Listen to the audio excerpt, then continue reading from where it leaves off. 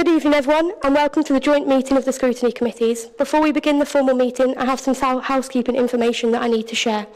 First, please be aware that this meeting is being live streamed and that a recording of the meeting will be available to view on the Council's YouTube page.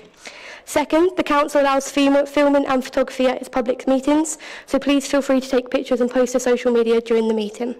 Third, can I ask everyone to turn their mobile phones to silent or vibrate whilst the meeting is taking place. There is no fire alarm test scheduled for today. In the event of an evacuation alarm sounding a continuous sound, all persons should vacate the building by way of the nearest available exit and proceed directly to the assembly point in the plaza near the multi-storey car park. If the alarm is an intermittent sound, this indicates a lockdown. Attendees should stay in their seats and await further instructions. As per normal rules, if you wish to speak, please ensure that you raise your hand and you'll be invited to address the meeting by the chair. If a vote is required, all votes will be taken by the voting cards on your tables, unless a recorded vote is requested, which will be taken in the normal way. I would remind members that this meeting is being live streamed, so please make sure that when you speak, you use your microphone. I will now move on to the first item on the agenda, which is the appointment of a chair, in accordance with Part 4, Section 8, Scrutiny Committee Procedure Rules, Section 13, Joint Meetings of the Scrutiny Committees, which states that the chair will be appointed from among the chairs of committees who are holding the meeting. The chairs present tonight are Councillor Day, Councillor Fitzgerald, Councillor Asif Shahid and Councillor Skibstead. Can I therefore ask the committees if there are any nominations? Councillor Skibstead. Thank you, Chair. I'd like to nominate Councillor Nicola Day, please. Thank you. Can I ask for a seconder for that nomination? Councillor Wigan. Thank you, Charlotte. Happy to second. Are there any further nominations for this appointment? As there are no further nominations, can I ask if any member of the committee objects to the nomination of Councillor Day as chair for this meeting? I see no formal objections, so could I therefore ask Councillor Day to take the position of chair for this meeting? Thank you.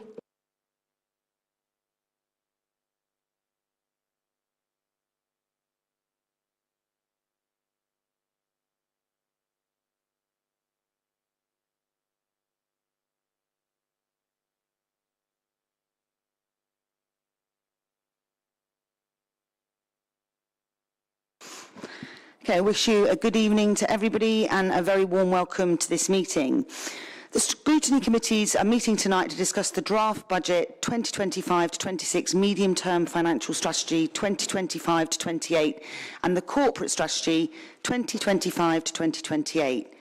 This meeting is an important opportunity for all members of each Scrutiny Committee to come together to scrutinise the budget proposals as well as the corporate strategy prior to their approval at full council.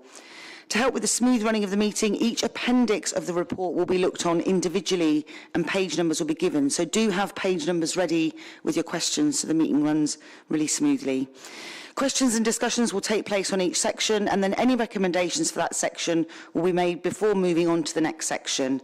And if you are making a recommendation, please can you be very clear and succinct as to what the recommendation is. I will now move to item 2 on the agenda. Apologies for absent. Charlotte, have there been any apologies?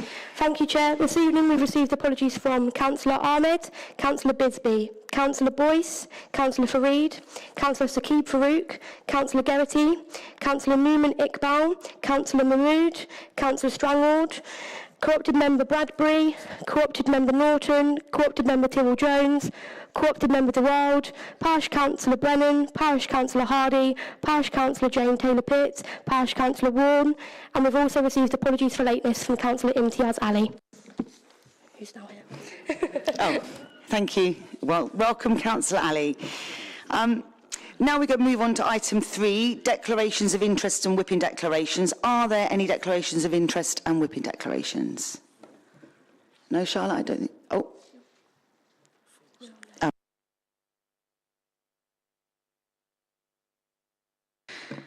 We will now move to agenda item 4, which is the draft budget 25-26 and medium-term financial strategy 2025-2028.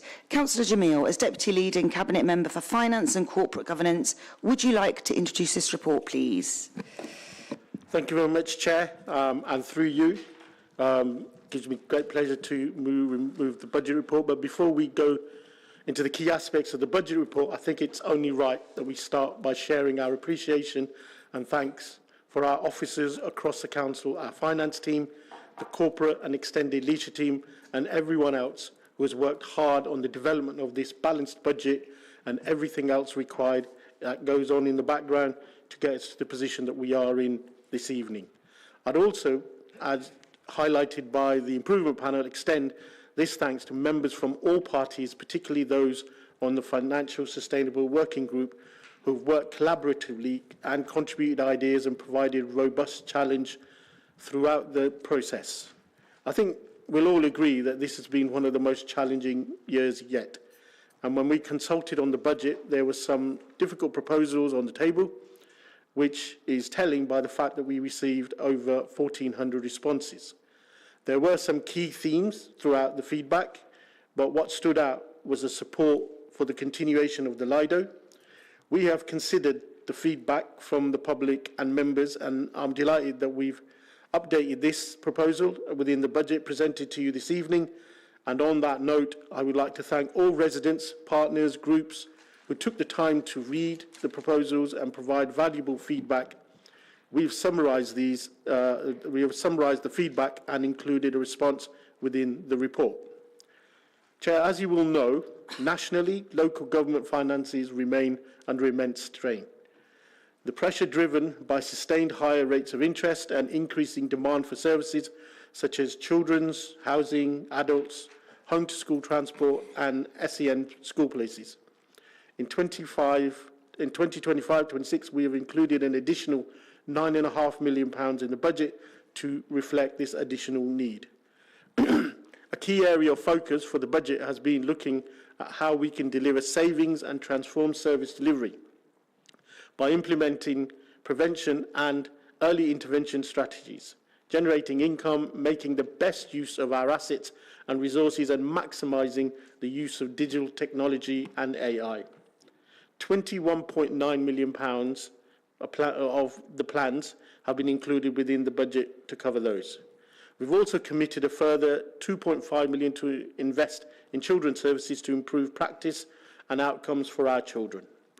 The financial settlement announced in December has been fundamental in delivering this balanced budget. This included a new children's prevention grant and a targeted deprivation fund, of which the Council will receive £6 million. This provides us with a glimmer of hope for the future, and I remain positive that future funding reforms will see funding more appropriately distributed.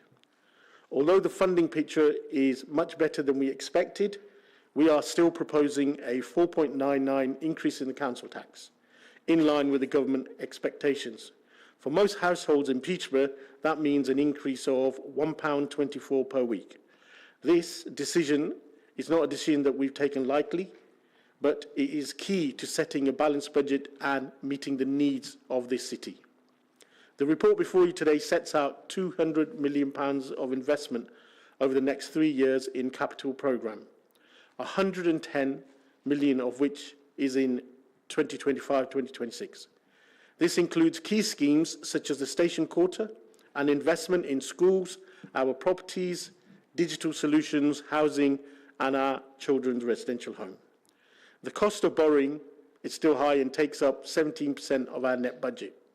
Therefore, our priority, not only to borrow where absolutely necessary, and we continue to drive the sale of surplus assets to repay debt and bring the costs down. We recognise proposing a balanced budget is a testament to everyone's hard work this year, but I must draw your attention to the robustness statement which starts on page 31 of your pack this evening. The statutory statement by our CFO makes clear that the budget contains a moderate to high degree of risk, and our reserve levels are not sufficient to manage the risks. It remains imperative that we continue to close the £5.4 million overspend in the final quarter of this financial year, which will improve our reserves position. During 2025-26, it's essential that all savings are delivered on time and in full, in addition to other pressures and risks being fully mitigated. By delivering these expectations, we will improve the Council's financial resilience and put ourselves on a more sustainable financial footing for the future.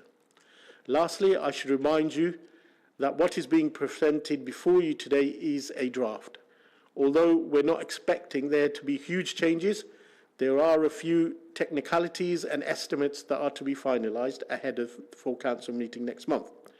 We have been as open as possible with you about these and highlighted those expected changes in the covering report. I will draw my introduction to a close and would therefore be grateful for your consideration and report this evening. Thank you. Over to you, Chair. Thank you, Councillor Jamil. Does any member have a question on the cover report, which is that first draft budget 25 to 26 and MTFS cover report, pages 3 to 10? Any questions on that part? Co-optee Nick Sanford. Yes, thank you. I wasn't anticipating I'd be the only person asking a question, but I just want to ask a question about the thorny subject of council tax, because in the I think we're all aware that we have one of the lowest council taxes in the country. We've got a very low council tax base because council tax is based on property values going back to 1990.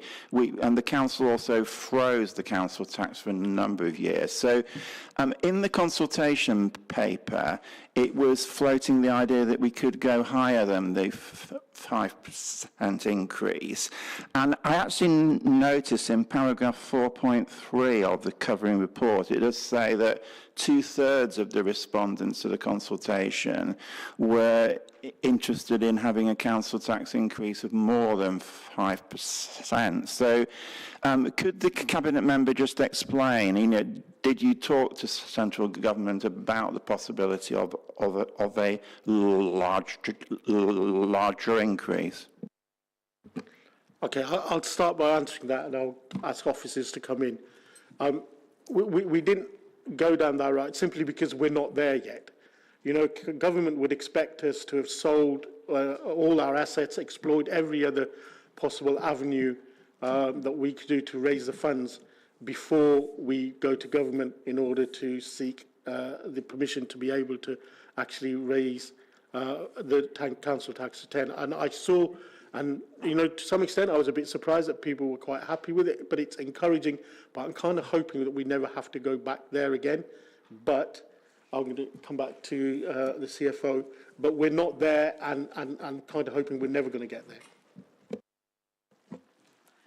Yes, I think that's right. We did make an informal approach as well to MHCLG, and they indicated that we would not be given permission to go above the referendum limit because we still have more savings we can make.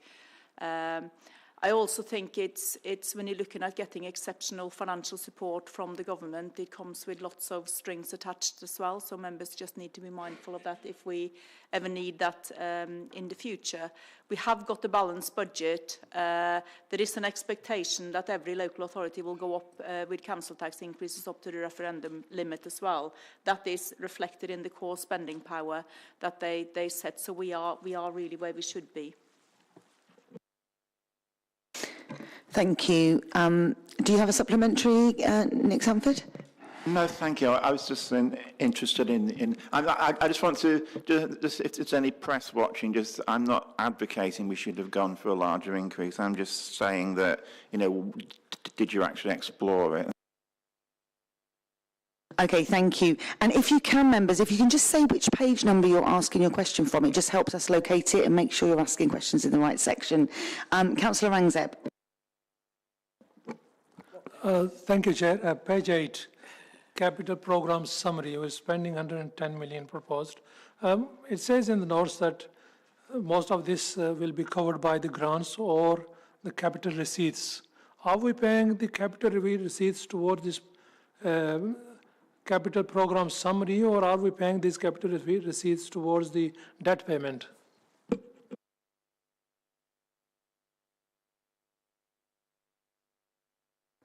Sorry, which document are we on? Page 10? 8. It's of the page 8, actual- summary of the capital program summary.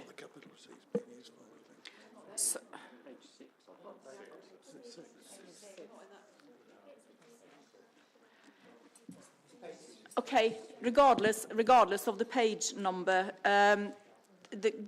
we have physical borrowing of approximately £50 million, and servicing that debt is costing us nearly £40 million a year. So, with my Section 151 hat on, it's very important that we use capital receipts to reduce our physical borrowing and the debt liability as well. That will give us an immediate saving on the revenue budget in the amount we pay to service the debt. It is 17% of the net revenue budget, and it's significant. So the first priority using capital receipts is to repay debt.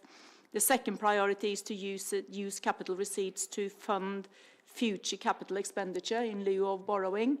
And then, I suppose in the longer term, if we need further funds to be available to deliver transformation of services, we can apply to the government to use capital receipts for transformation projects, which is called flexible use of capital receipts. We have not made that application yet, but we may do that in the future. I think for the time being, we need to concentrate on repaying debt. Thank you. Did you have a supplementary, Councillor Rangzeb? Thanks. Yes, thank you. So in that case, we might not be able to pay off our debt. We might be paying towards some of the capital program in future. Yes, we will. Like I said, we will use capital receipts initially to repay debt. When we have new capital expenditure, most of our capital program is funded by third-party funding and grants. For instance, highways and the combined authority grants and various education grants. And then we look at capital receipts to fund health and safety issues and compliance issues and the kind of essential spending we can't avoid. So we use capital receipts both for repaying debt and funding the capital program. And borrowing should only be the very last resort. Thank you. Committee, we will now refer to Appendix A, Medium-Term Financial Strategy 2025 to 2028, pages 11 to 20. Do any members have any questions on this section? Councillor Hogg. It's on page 11. It says NNDR increases based on business growth and CPI as per legislation. With the Labour budget increasing national insurance contribution, it is said that a lot of businesses are going to struggle over the next financial year. Have we factored in the fact that we may not be getting all of the NNDR, or there's an increase in default on NNDR because of that policy change?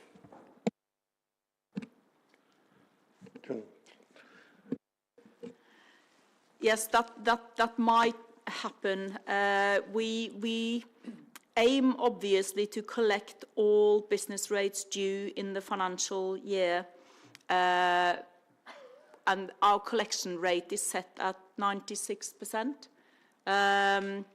It doesn't mean that we stop collecting. We will pursue the debt until it becomes irrecoverable. So that it is possible that businesses will struggle and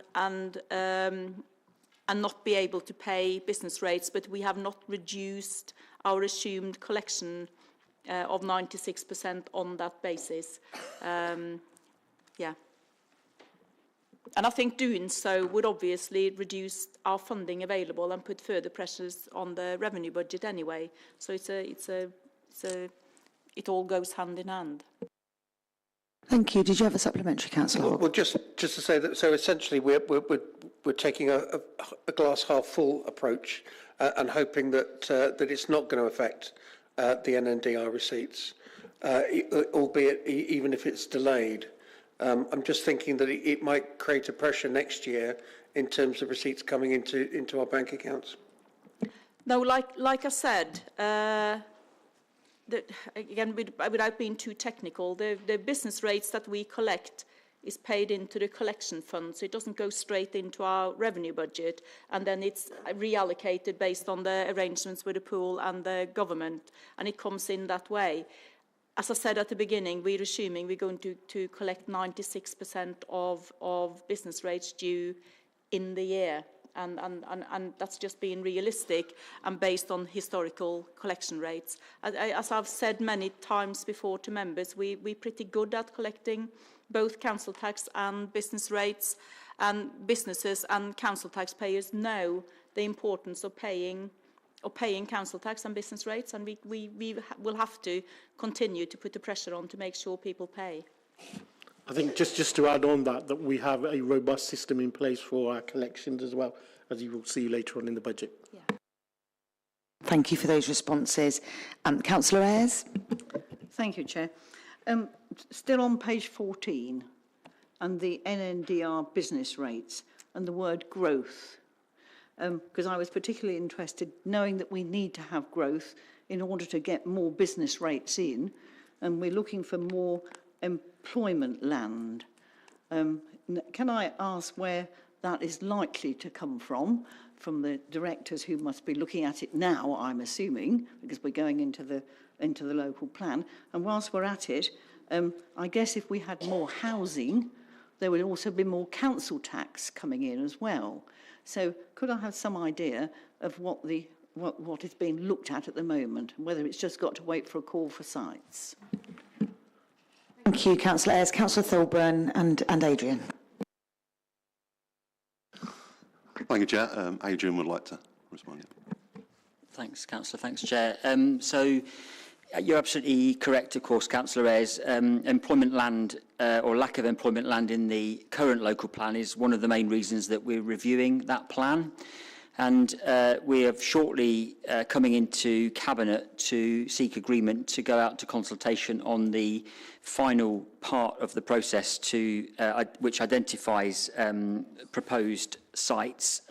We've recently reviewed, or re-reviewed, should I say, the sites for employment in order to make sure we're maximising all and every possibility.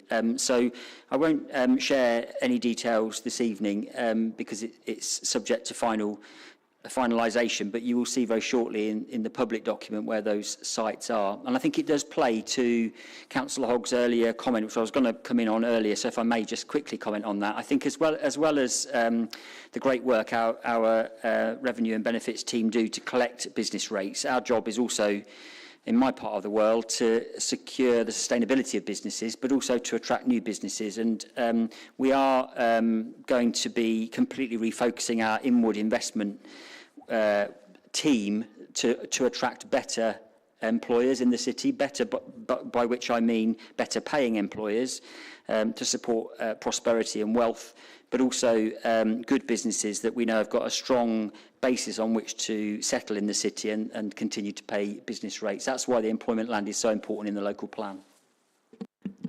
And thank you. Did you have a supplementary, Councillor Ayres? Yeah, I did mention housing as well, housing land, whether that's been looked at also. Apologies. Yes, sorry, Councillor Ayres. Yes, equally, at the same time, you'll know how the process works as much as anyone, that is also when the proposed sites for development will come forward. We will be proposing an allocation of sites that at least meets what will become mandatory housing growth targets for Peterborough, which are broadly in line actually with past performance if you take a 7 or 8 year average. So very, very confident that the local plan being proposed will deliver the sort of growth that we need for the city. Councillor Ayres. Councillor Jamil would also like to respond to that. Yeah, I was on a leadership course a couple of weeks ago, and when there's some other people, portfolio holders, were saying about how many houses they had to build. Now, some of them are saying we almost have to build 3,000 per year. But ours, I'm glad to say that we've not had to readjust too far. It's only fine-tuning more than anything else. I'm confident we'll be able to meet those targets. Sorry, could I... Thank you. Councillor Ayres? Could I just add one more question, please, on the housing aspect of it? Do we have to stick with the target that's being proposed by government, or could we do more? Because if we did more, we would have more council tax. I think. So, Okay, thank you, Councillor Ez. Adrian, Thank you. You might expect me to say this, but music to my ears. You know, not only will there be more council tax, there'll be, more supply, basically, for our growing population, including those at the more vulnerable end of the spectrum. So, the mandatory requirement will be to at least meet the housing targets that are set. It's up to each local authority to determine how far they wish to stretch that, and we will certainly be asking members to consider an ambitious local plan. thank you, members. Are there any further questions on Appendix A? Co-operative member Nick Sanford. Thank you. I'd just like to refer to page 19, the strategic risks. And it quite rightly identifies that climate change is one of the strategic risks that the council faces and is relevant to this budget. I just wanted to ask a question, really, because maybe it's the way that I'm reading what it says here, but it says climate change to balance the need to reduce the council's carbon footprint and the need to deliver financial sustainability. So, in the way that's phrased, it's almost saying that we've got to choose. Either we have financial sustainability or in conflict with that is tackling climate change. Would the Cabinet member agree that that's in conflict with quite a lot of research that has been done that actually shows that quite a lot of the things that you do to tackle climate change will actually have a positive financial benefit for the council? Thinking, for instance, if you encourage walking and cycling, that would have health benefits. But also, probably crucially, is in terms of the actual adaptation to climate change. We've seen what's happened in Northern Ireland, where they've had, almost hurricanes that have caused millions of pounds of damage. So, I would actually. Co-operative member Nick Sanford, do you have what question are you asking? Well, the question is, would the Cabinet member agree that these things aren't in conflict and that we absolutely need to, and that actually tackling climate change will actually help with the council finances? Thank you for your question. The need to tackle climate change, there will be a financial cost, but some things will also benefit the council. So I think the answer to your question is yes and no, but I'd like to pass over to Adrian Chapman for a little bit more to the answer. Thank you, and thank you, Mr. Sanford. That seems odd to call you Mr. Sanford. Force of habit, nearly called you councillor. Thank you very much for the question. You'll probably be aware, I think you may even have been at full council when council adopted its own plan for achieving net zero. And I think you're well aware, as other members are, of our determination to deliver against that agenda, and also for the city as a whole. Councillor Ellis is correct. There may well be some choices to make from time to time because we are facing a financial challenge here, and it does mean that some difficult decisions will need to be made, but no more so than, for example, what we do with our library service going forwards or with our highways network. So be assured, I would suggest, around the decision being made in the round, our commitment to delivering a net zero council and city, I think, is there for all to see. It's just that we may have to make some difficult choices as each and every case comes forwards.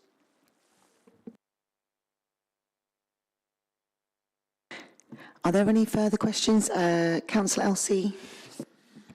Thank you, Chair. It's on page 14, the empty property relief. My question is, are we chasing people who own 2 or 3 properties, or are we chasing everybody who has vacant properties? And the reason for my question is that there are social landlords around Peterborough, one being in my ward, Annington Homes, and since I've been in my ward, there's been at least 6 whole streets of empty houses that Annington Homes own, and I'm not aware that any levy has been put against them. Yeah, I'll answer the first part of that one. We chase everybody, whether they're social landlords or whether they're private landlords.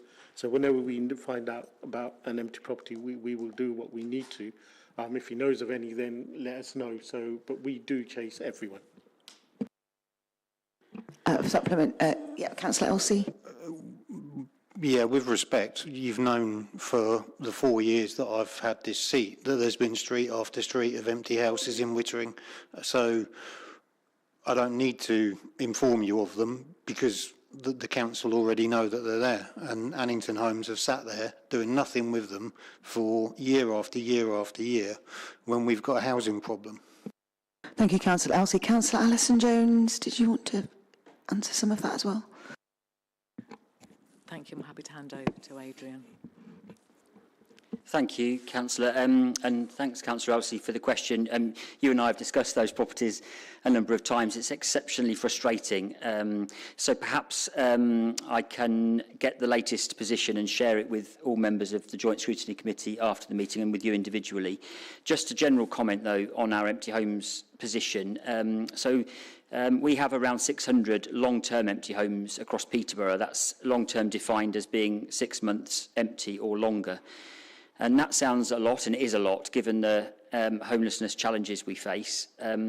But by comparison, we perform generally quite well. But we are in the budget proposals, you'll see a specific reference to empty homes and taking a slightly different approach, working with our whole council data sets to try and track down owners in cases less specific than yours. We know exactly who they are and we're trying to address that, but where perhaps the ownership is less clear, trying to collate data in a way that allows us to track those owners down and use both positive and perhaps more challenging actions that are available to us to bring some of that stock back into use. It could make a huge difference.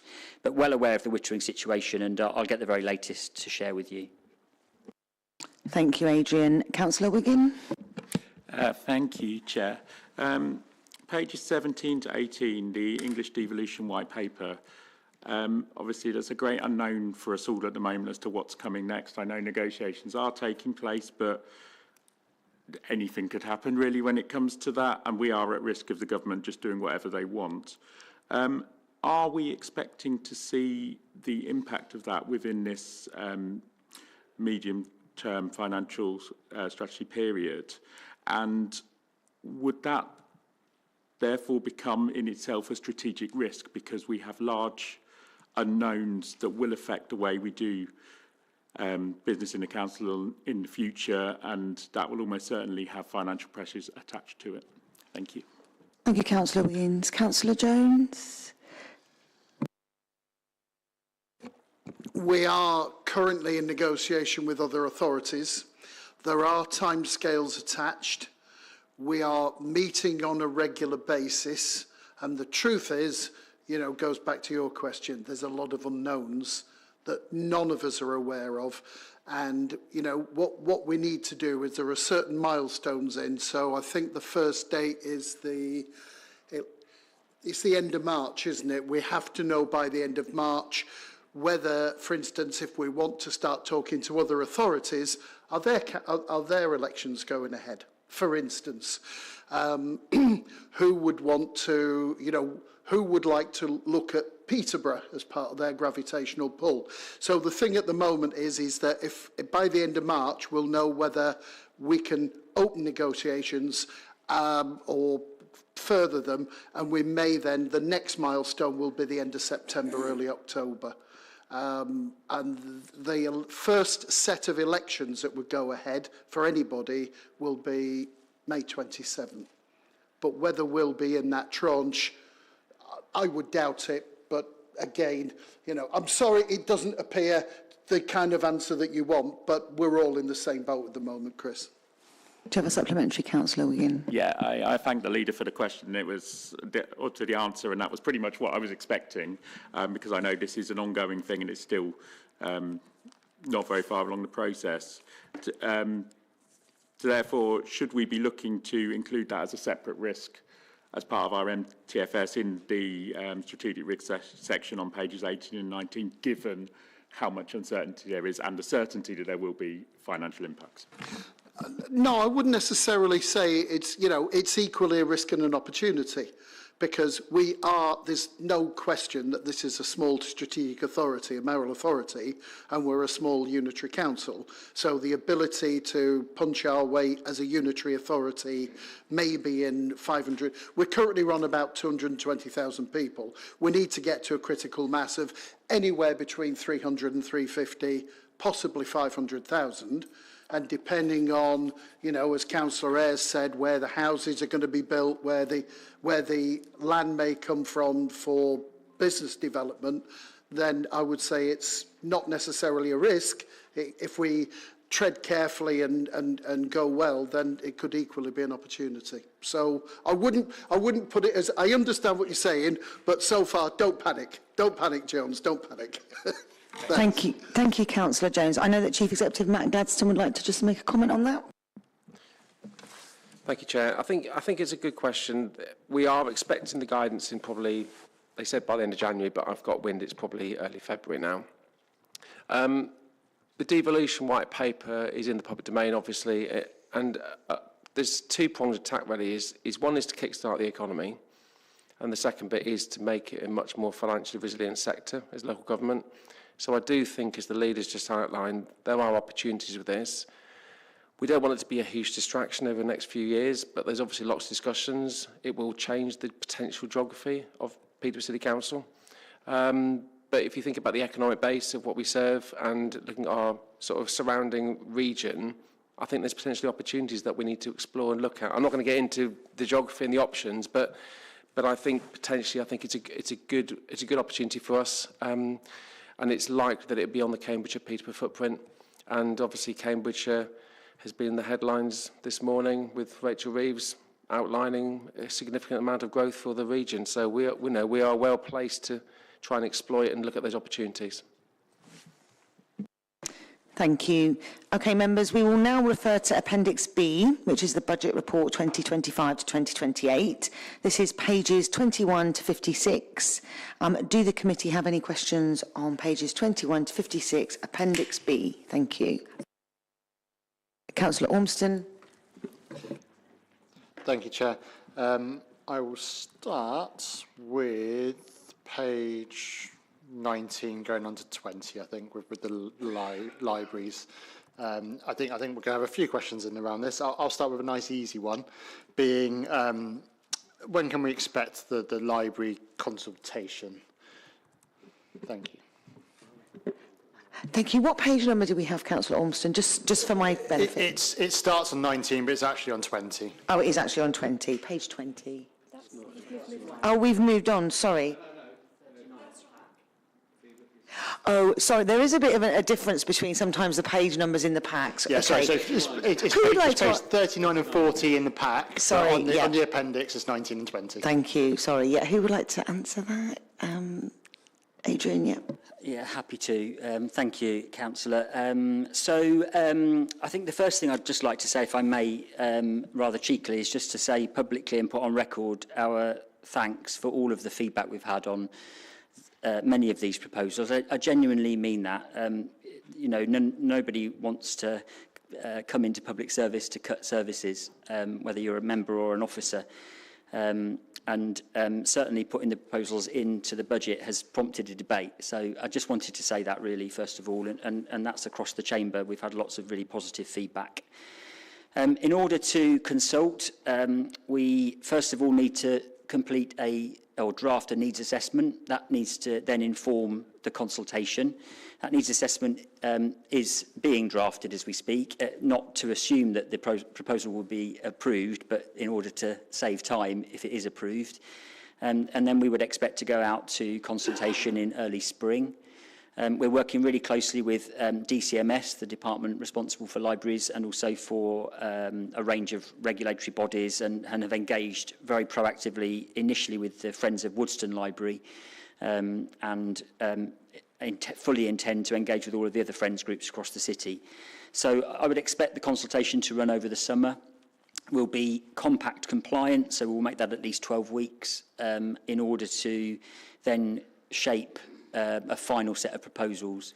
And I really urge members to think about a library service rather than library buildings. I think one of the bits of confusion I think that we've tripped up on recently is assuming a building equals a library and a library equals a building. There are lots of different ways of thinking about library services, and they're all set out in DCMS guidance, and we're going to approach this really with an open mind and hope that we can offer, whilst making some savings, potentially offer a really much more modern library service, which is embedded alongside other functions and services in local communities to make a really modern service fit for the city and one that the city deserves.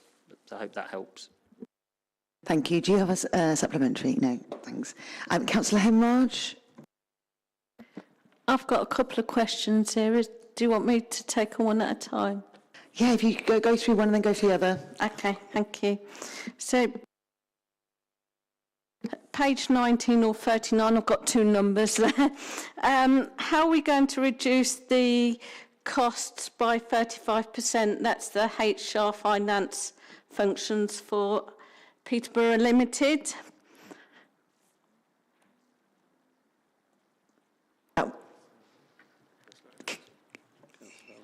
Councillor Ellis, yeah. And Adrian. Thank you. Thanks, Councillor Hemraj. You'll see a lot of proposals relating to savings against Peterborough Limited. One of those is to look at what we might call back office costs, so the costs to run the company, which are in some people's eyes, I have to be a bit cautious because we have directors of the company in the room and they would probably have a different opinion, but in some people's eyes, we think a little excessive. So we are very keen to work and are working with the board of Peterborough Limited and the management team to look at ways of achieving efficiencies. And, there are lots of ways to do this. We've done it in the council over many years. You've seen how we've streamlined some of our back office functions. I'd rather do that than start eroding frontline services first and foremost. That's why we've set a fairly hefty, challenging target. But just by looking at the use of technology, the flexibility of staff and staff teams, joining some of these services up with council services, there are lots of different ways we think we can achieve efficiencies across all of those back office functions. These are just some examples in the document, marketing, HR and finance, but there are lots of costs that you would inevitably expect a company to incur that we think we should be challenging, particularly before, or at the same time at least, as looking at savings from frontline service delivery. Thank you. Thank you, Adrian. Councillor Hemraj, did you want to ask your second question? Yeah, I've got two more. So, page 40, the Lido. I know that Cambridge Lido is open all year round.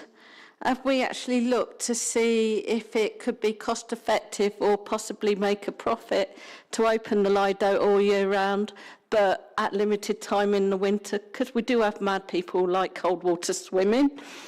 And the second question is, have we actually looked at, we've got a number of coffee shop businesses in Peterborough. Have we actually approached them to see if they're willing to run the coffee shop at Flag Fen, in the museum and in libraries? Thank you.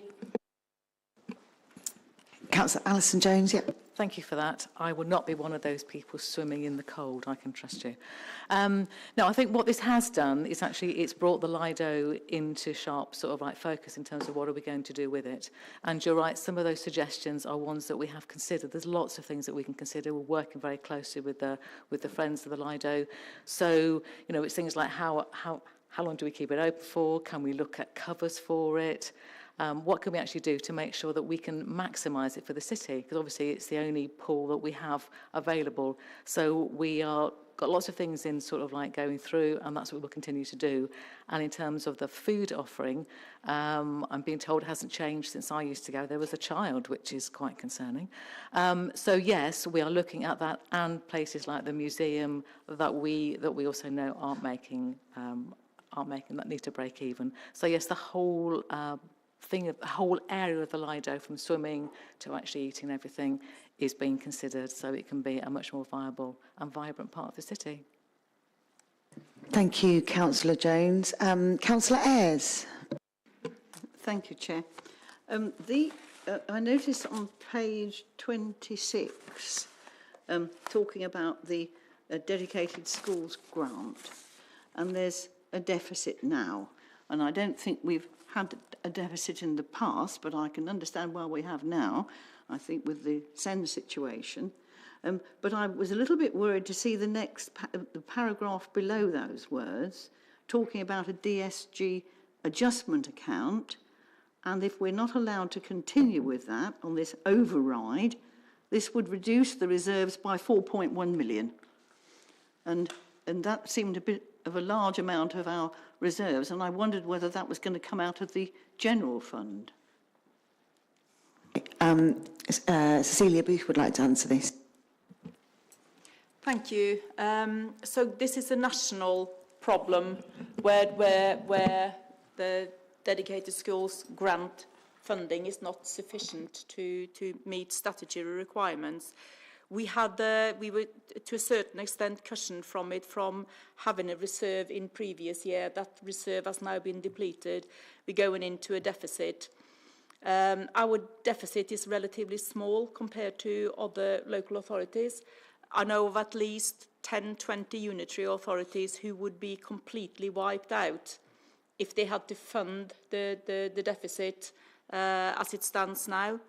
And I'm also aware of other CFOs who are very, very proactively lobbying the government to get the resolution to it, because in a roundabout way we are funding it from our cash reserves, or some authorities have to borrow to fund it as well. So it is costing local authorities.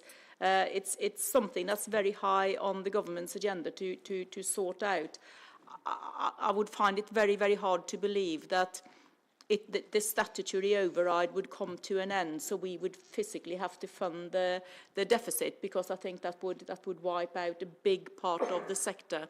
That's really ongoing, strong lobbying to get a resolution to this. One authority I spoke to the other day, they got nearly £100 million in the deficit account, and it's unsustainable. Thank you, Cecilia. Councillor Ayres, did you have a supplementary to that? I haven't a supplementary to that question, no. It just sounds bad enough at the moment without asking more.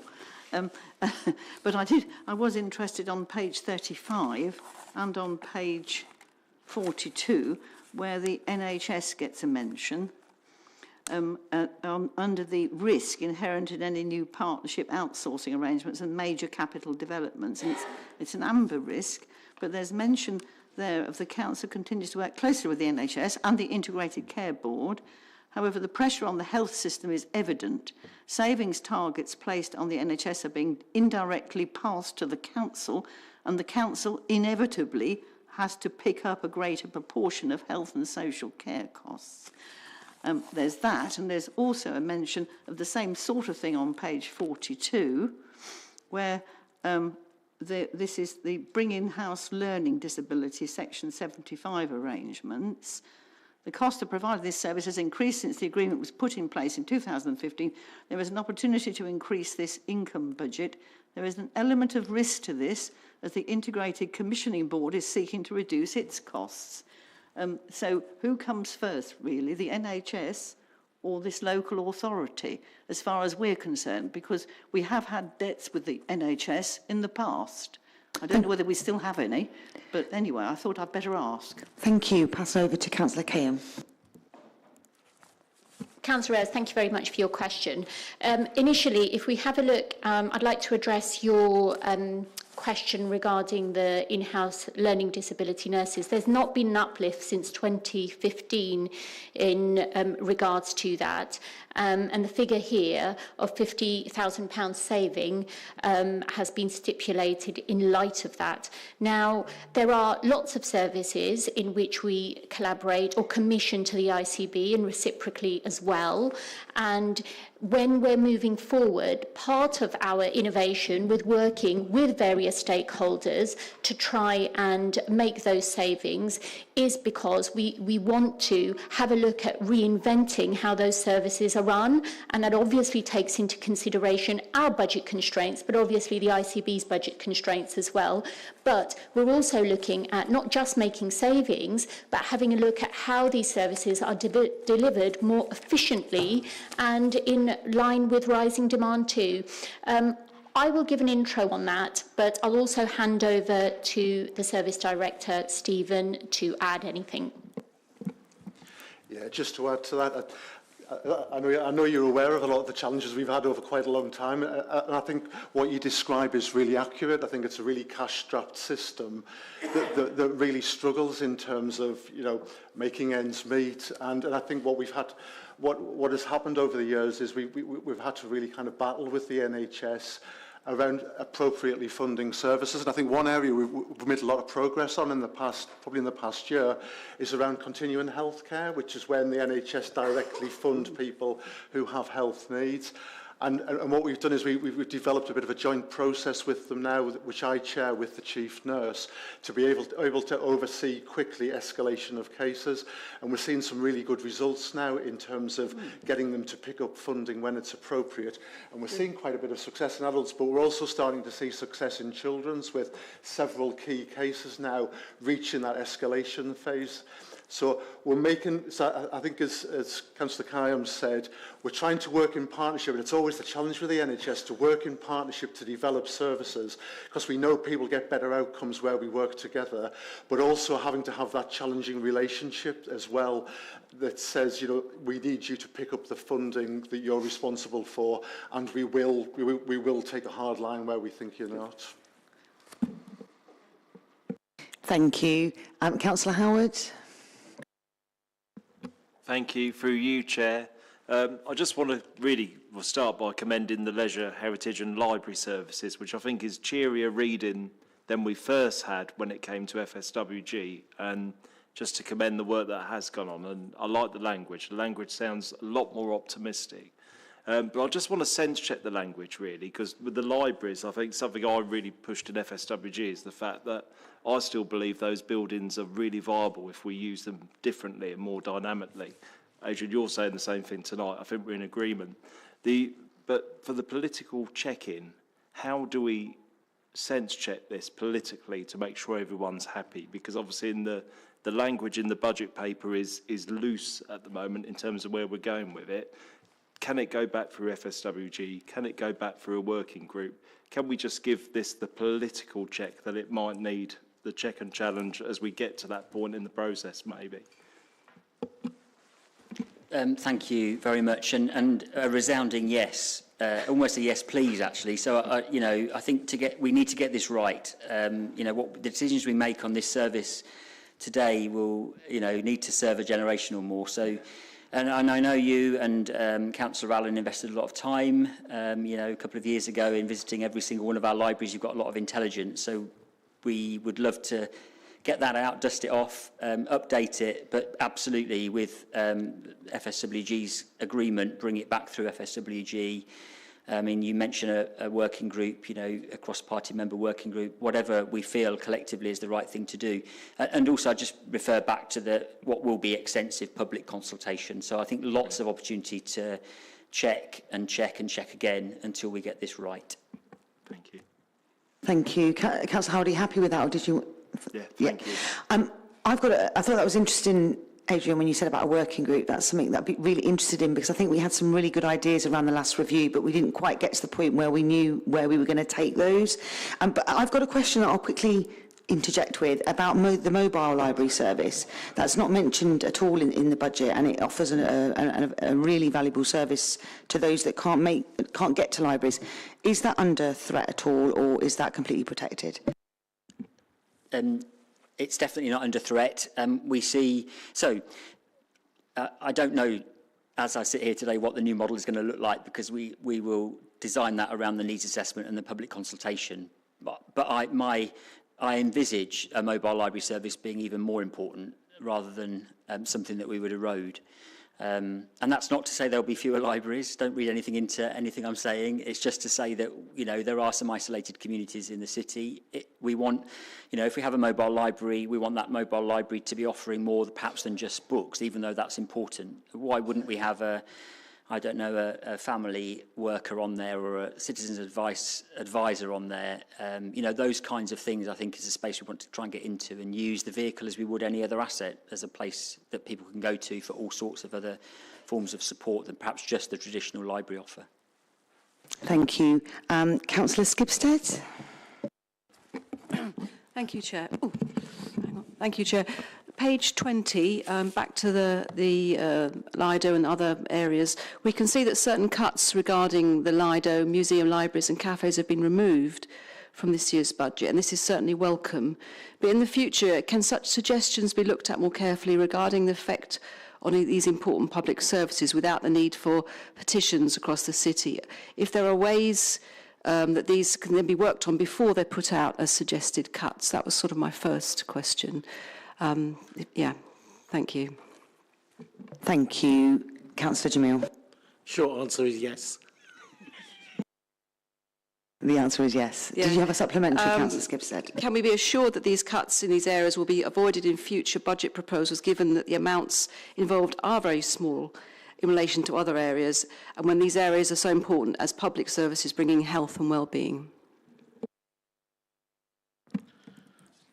Yeah, the answer is yes, but every year it's going to be different depending on what we're looking at in terms of the budget. But I can give the assurance that while I'm Cabinet Member for Finance, that we will make sure that we look at everything before we decide to go down that particular route. There are lessons to be learnt, and I think we've learnt those lessons. Thank you, Councillor Jamil. Councillor Ali. Thank you. I think it's been touched on a few times, but I wanted to ask a bit of a specific question. And obviously, you can see the strength of feeling in terms of the proposed closures and reduced opening hours of libraries and the Lido and the museum and so on. I spoke to a member of the Friends of Woodston Library, and they were talking about the total expected savings from their library. And I think Emma might have provided that number to me as well. It was a very, very small saving for that particular library. And I heard a number bouncing around of about £300,000 a year was the total expected save on all of these cuts for all of these libraries around the city. Can somebody clarify whether that was the expected saving if we were to execute this reduction in library service as planned? And if that is indeed the number, then is it worth pulling the trigger on something that's not really saving us a huge amount of money and is yet, you know, costing us a massive impact on the quality of life? Councillor Jamil and Cecilia. We were specifically asked by members to look at community assets, which is what we have done, with a view to consolidate the portfolio. So, depending on how you look at it, some of those community assets and the libraries have got a huge backlog maintenance to be undertaken if the facilities are going to be kept open, and health and safety issues as well, which are in addition to the day-to-day running costs, just paying for the building upkeep on a day-to-day basis. So, although the direct revenue savings are not huge, the cost of maintaining those buildings is pretty high, and in particular the compliance issues. There's asbestos in some of the buildings and other issues that need to be addressed. So members did ask us to look at it, and we have looked at it with a view of consolidating the whole portfolio and make it more efficient and effective, which it isn't at the moment. Did you have a supplementary, Councillor Ali? Yeah, just the number, please. What was the expected saving if we were to execute fully on our proposed closure of libraries? It's really hard to pin that down because we haven't got a proposal which ones we're closing down yet, and then we have to look at the day-to-day running cost and the backlog maintenance. That work will be undertaken in the year, and we can pin it down and have a proper proposal to put in front of you. I can't give you a definite answer today without looking at the overall cost of those buildings, and including the backlog maintenance. Thank you. I did have a second question. Okay, Councillor Ali.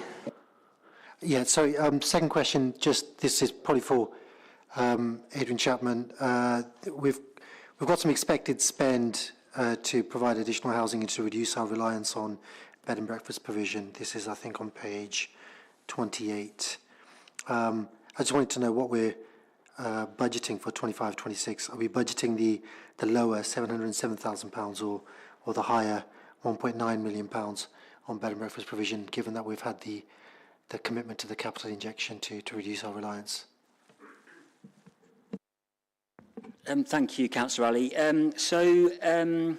If we carried on as we are, it might be helpful for me to set that figure out first of all, because it's quite alarming. If we carried on delivering the service we're delivering with our forecast demand and without any form of transformation, we would expect to be spending in 25-26 just shy of £2 million on bed and breakfast, £1.99 million. We have a budget, a base budget of £100,000. That's the disconnect we've got here between the reality of expected spend versus the sheer demand that we're facing. So clearly that can't continue. In 25-26, through all of the interventions and the investments that are set out in the budget proposals, we are forecasting reducing B&B permanently by 70 households, and that delivers just shy of £1.3 million worth of savings. So we're left with a budget of about £709,000, quite specific actually, to spend on B&B in 25-26. That then falls off sharply in 26-27 down to about £200,000, and that then becomes our new base figure. So we are increasing the 100,000, it's just not adequate, but we don't want to increase it much above the £200,000 figure. So. Thank you. Thank you. Councillor Fitzgerald. I nearly changed my mind, I didn't speak at all. Could have spoke on the risk on climate change and also local government reform, all sorts, but I have chosen to speak about the Lido also. I just like probably maybe Adrian to confirm. I read an article in the paper that seemed to say that £150,000 have been put into the budget from government, which I can't see that that is the case. What I'm reading is we're tweaking the numbers somewhat, but what we need to do is find a long-term solution, because Councillor Jones said in the paper, use it or lose it, which is quite right.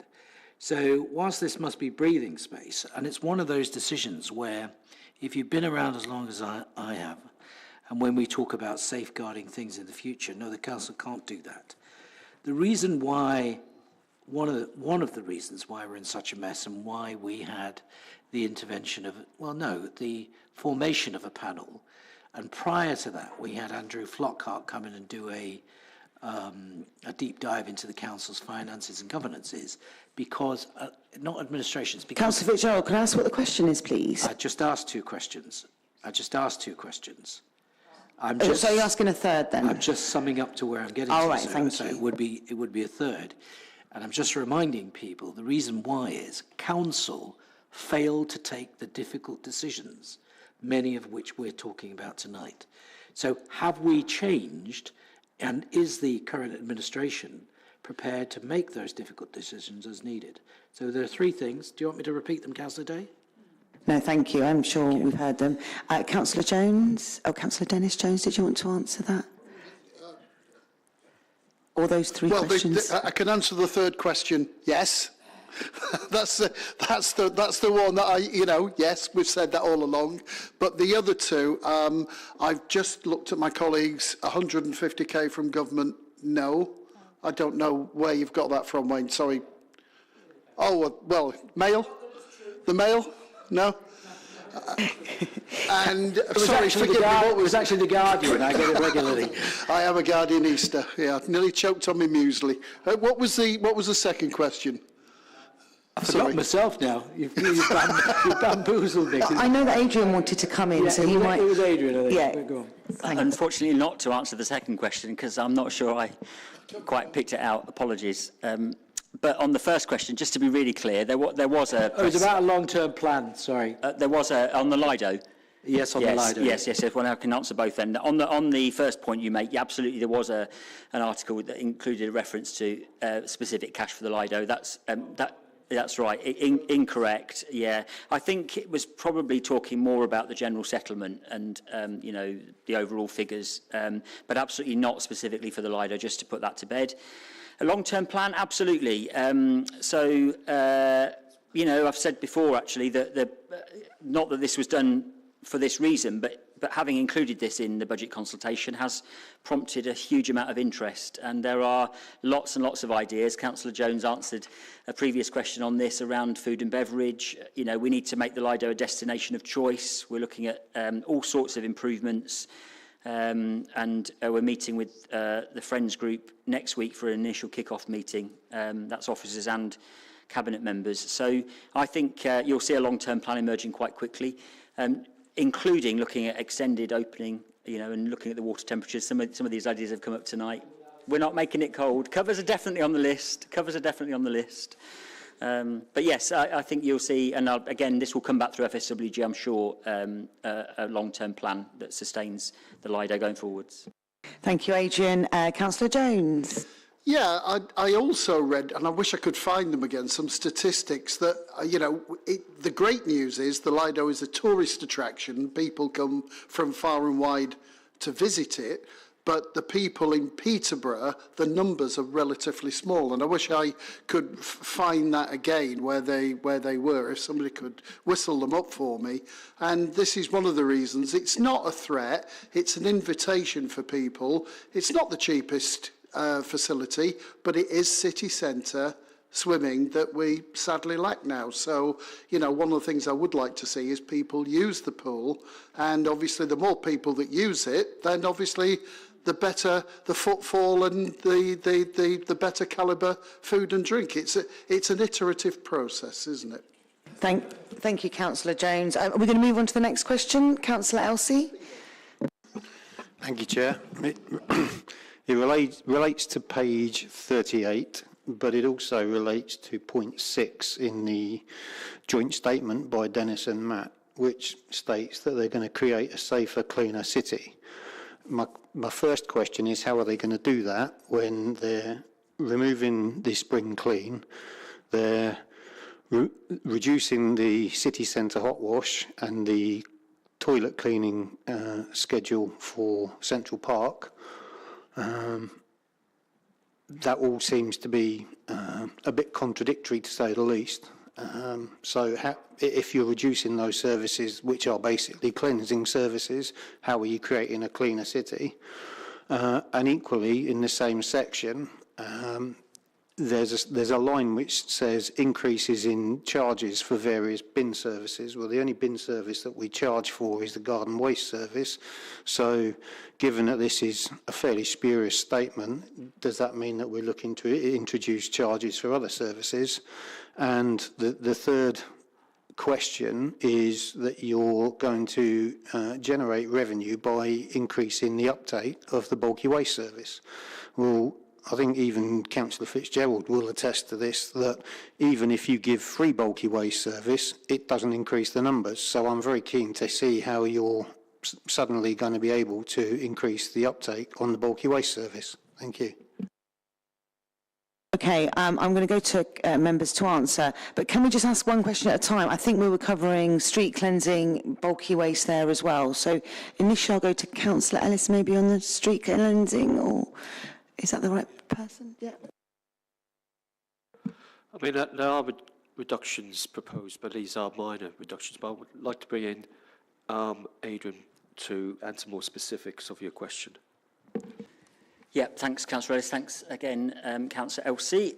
So yeah, all really valid points. I think, so we've got a challenging savings target against Aragon of some £2 million. We have identified some savings here that we believe we can make in the short term, whilst at the same time we try to transform those services, working with Peterborough Limited and its board, and also make sure that the base specification for places like the city centre is actually being achieved. I'm not for 1 second sitting here suggesting it isn't being, but we want to satisfy ourselves that it is. Because if it is being delivered, there ought arguably not to be a need for these supplementary investments. That needs to be tested. So this is where this is our starting position. The saving does also, sorry, the narrative also does include the safer and greener points, and it just give me an opportunity to say that alongside revisiting how we keep the city centre clean, we are also in the throes of finalising a new multi-agency team to operate across the city centre footprint, which will bring council officers, police, the bid, voluntary and faith sector organisations together. So really starting to provide a bit more care and attention to what's going on in the city centre, as well as extending the operating hours of some of our enforcement staff so that they're there when perhaps they're needed most. Just on the point you make about bin charges, I think we'll come to fees and charges as a separate agenda item, so perhaps we'll pick up the detail there. But just to put your mind at rest, absolutely no proposals for new bin charges. Nothing new is coming forward tonight. No new types of bins, for example. And on bulky waste, what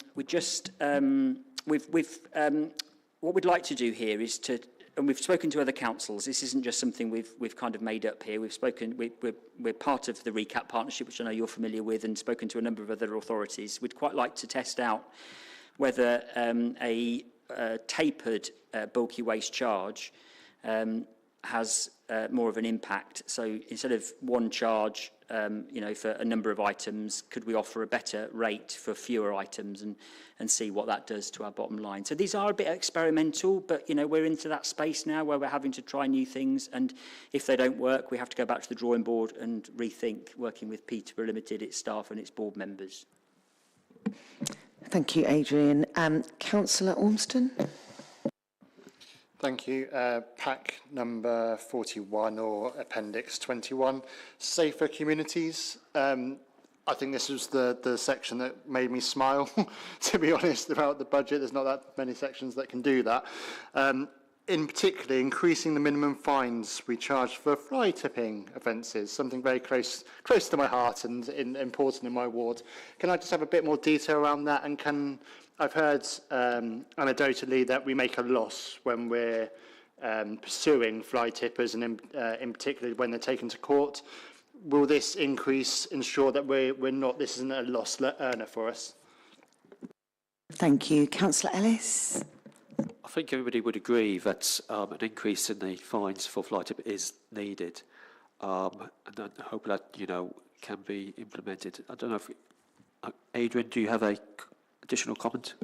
Yeah, thank you very much. I was desperately trying to find the proposed fee, which I know we'll come to again later. I think it's £400, but I will check that and come back to it on fees and charges. A lot more effort going into detecting fly tipping. We've had some investment from the Police and Crime Commissioner, which we've invested in covert and overt camera technology. We're having much more success in tracking offenders down, and we won't stop that, despite the point you make around potentially making a loss. But actually, if you don't continue to drive cases through the courts and make examples of people and then shout about it, people will just continue to think it's acceptable behaviour. So, occasionally a loss may just be something we have to suck up. There is an ongoing issue, I think, with conversations with the judiciary around how serious they perceive this to be for communities. For all of us affected by fly tipping, it's absolutely horrendous. It makes you feel unsafe, makes the area look unsafe, etc. So I think there is a bit of a challenge, and this is nationally, not just locally, around the level of fines and indeed imprisonment, for example, for major fly tipping. But we're on it, and we won't stop being on it. And part of that is increasing the fines. Thank you. Do you have a supplementary, Councillor Ormston? Yeah, thank you. It's actually more of a comment, sorry, Chair. But please do reach out if you need support, lobbying, member support on that. This is an area, in particularly in Eyethorne in Newbury, that I'm passionate about. Thank you. Thank you. Sorry, just if I do apologise, but I did forget to mention the new fly tipping task and finish group. That's right, sponsored by Councillor Ellis. So it'd be remiss of me not to mention that, and I'm hoping that's going to do some good work, building very much on the previous chair, who's sitting to my right's work when she chaired a similar task and finish group a couple of years or so ago. Thank you. I was just about to mention that, Adrian, before you came in, and say that there's going to be a task and finish group, so keep an eye out for that. And I realise that back in 2019 we had a task and finish group, but things have moved on. We've got new councillors in areas that they've not been councillors before, so I think there's some work that can be done around that. Okay, Councillor Hogg. Thank you, Chair. Through you. So some of these savings are looking at odds with each other. For instance, asking someone to take over the running of the food offering at the museum, whilst at the same time reducing the opening times. I'm complexed about that, and also the fact that essentially there will be staff in the building, regardless of the fact that the building is closed to the public. Because there is work that needs to be done, and also school visits that happen throughout the week. The question I also have is, have we taken into consideration that some grant funding may be at risk if the hours are reduced? Because clearly anybody giving out grant funding for the museum wants to see that money is actually going to proper, the public being able to see the exhibits. So can you just answer that question, please? Councillor Alison Jones, just to be... I'm going to hand this one over to Adrian to give it actually clarity. Thank you. Thank you, Councillor Jones and Councillor Hogg. So this is a rapidly moving issue. All of this stuff is, we are still in the evolving phase. And what I would say on the museum, just to pick up your two questions, are first of all to let you know the total cost to run the museum is just over £500,000, and we're proposing a saving of £40,000, which would mean closing the museum for half its time. And we've had discussions. We think that there is a different way of delivering £40,000 without needing to be quite as brutal. And the point you're making around grants being at risk is a real one. We've discussed this with Kitron, the managing director at Peterborough Limited. She's flagged that with us, and we're alive to that. So I think, based on feedback tonight and during the consultation, we're likely to evolve this proposal a little more and refine it before we come into Cabinet. And on that basis, if the opening hours remain broadly the same, and we've given Peterborough Limited an opportunity to revisit the food and beverage offering to see if they can make it stack up, then everybody wins, and that's a much more preferred state of affairs, I think, for all of us than what is currently being proposed. Thank you. Do you have a supplementary, Councillor Hogg? I do. That leads me sort of neatly on. So I'm just talking to the improvement panel before they left this evening, and I believe that they've been seeking reassurances that proper pipelines are in place for savings listed, and not just a blanket saving across an area with no clear plan for delivery. I am, of course, thinking of, well, the museum saving, as you've just identified, that it may now mean that figure isn't saved through what's in the document, and also this 35% saving on the back office function. Is there a clear? I'm not aware. Is the point? I'm not aware of a clear pipeline down to where those savings are actually going to happen.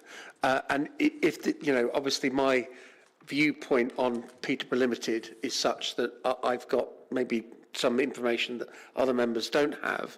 But if this area of the council is receiving those kind of wide berth with no direct pipeline, where else in this budget document are we really not seeing pipelines down to these savings?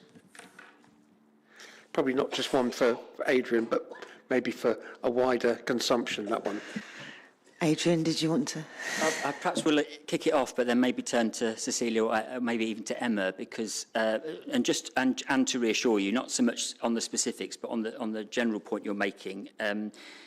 you know, members should be assured that we as exec directors and our staff are held very strongly to account on what we're putting forwards. This is not done lightly. The improvement panel have been challenging with us today. We had a really excellent but very challenging session with them today where they were testing out their confidence levels, and it made us all think carefully about what we are putting forwards.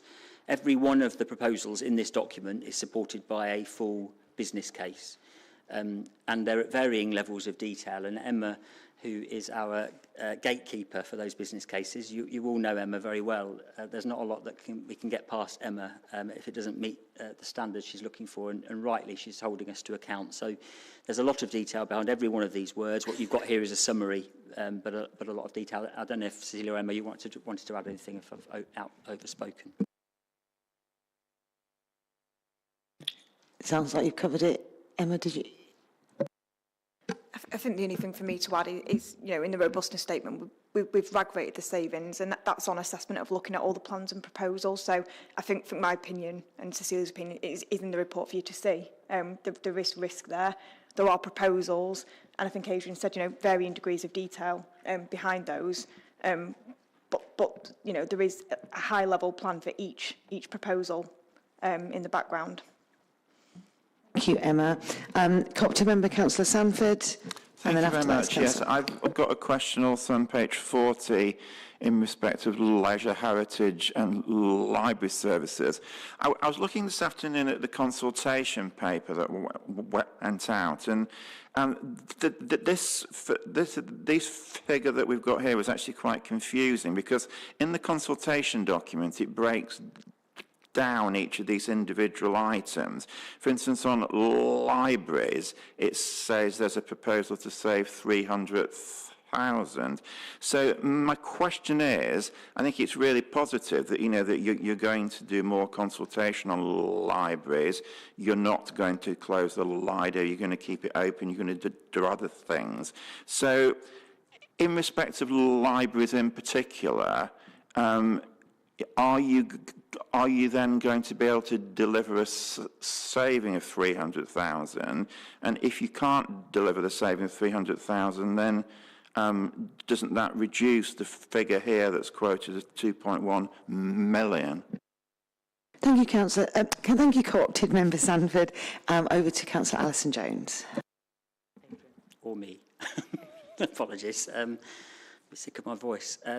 Yeah, thank you. You're quite right. In the original budget proposals, we broke down each and every one of the original proposals, put a value next to it. And just to confirm Councillor Ali's earlier point, 314,000 was the figure put against the library service. As Cecilia and I earlier have articulated, we are no longer making any assumptions about levels of savings against these services, but would rather lift ourselves up and look differently at how those services need to be delivered based on proper evidence, proper needs assessment. The reality is that there is that £2.1 million figure that has to be met from somewhere.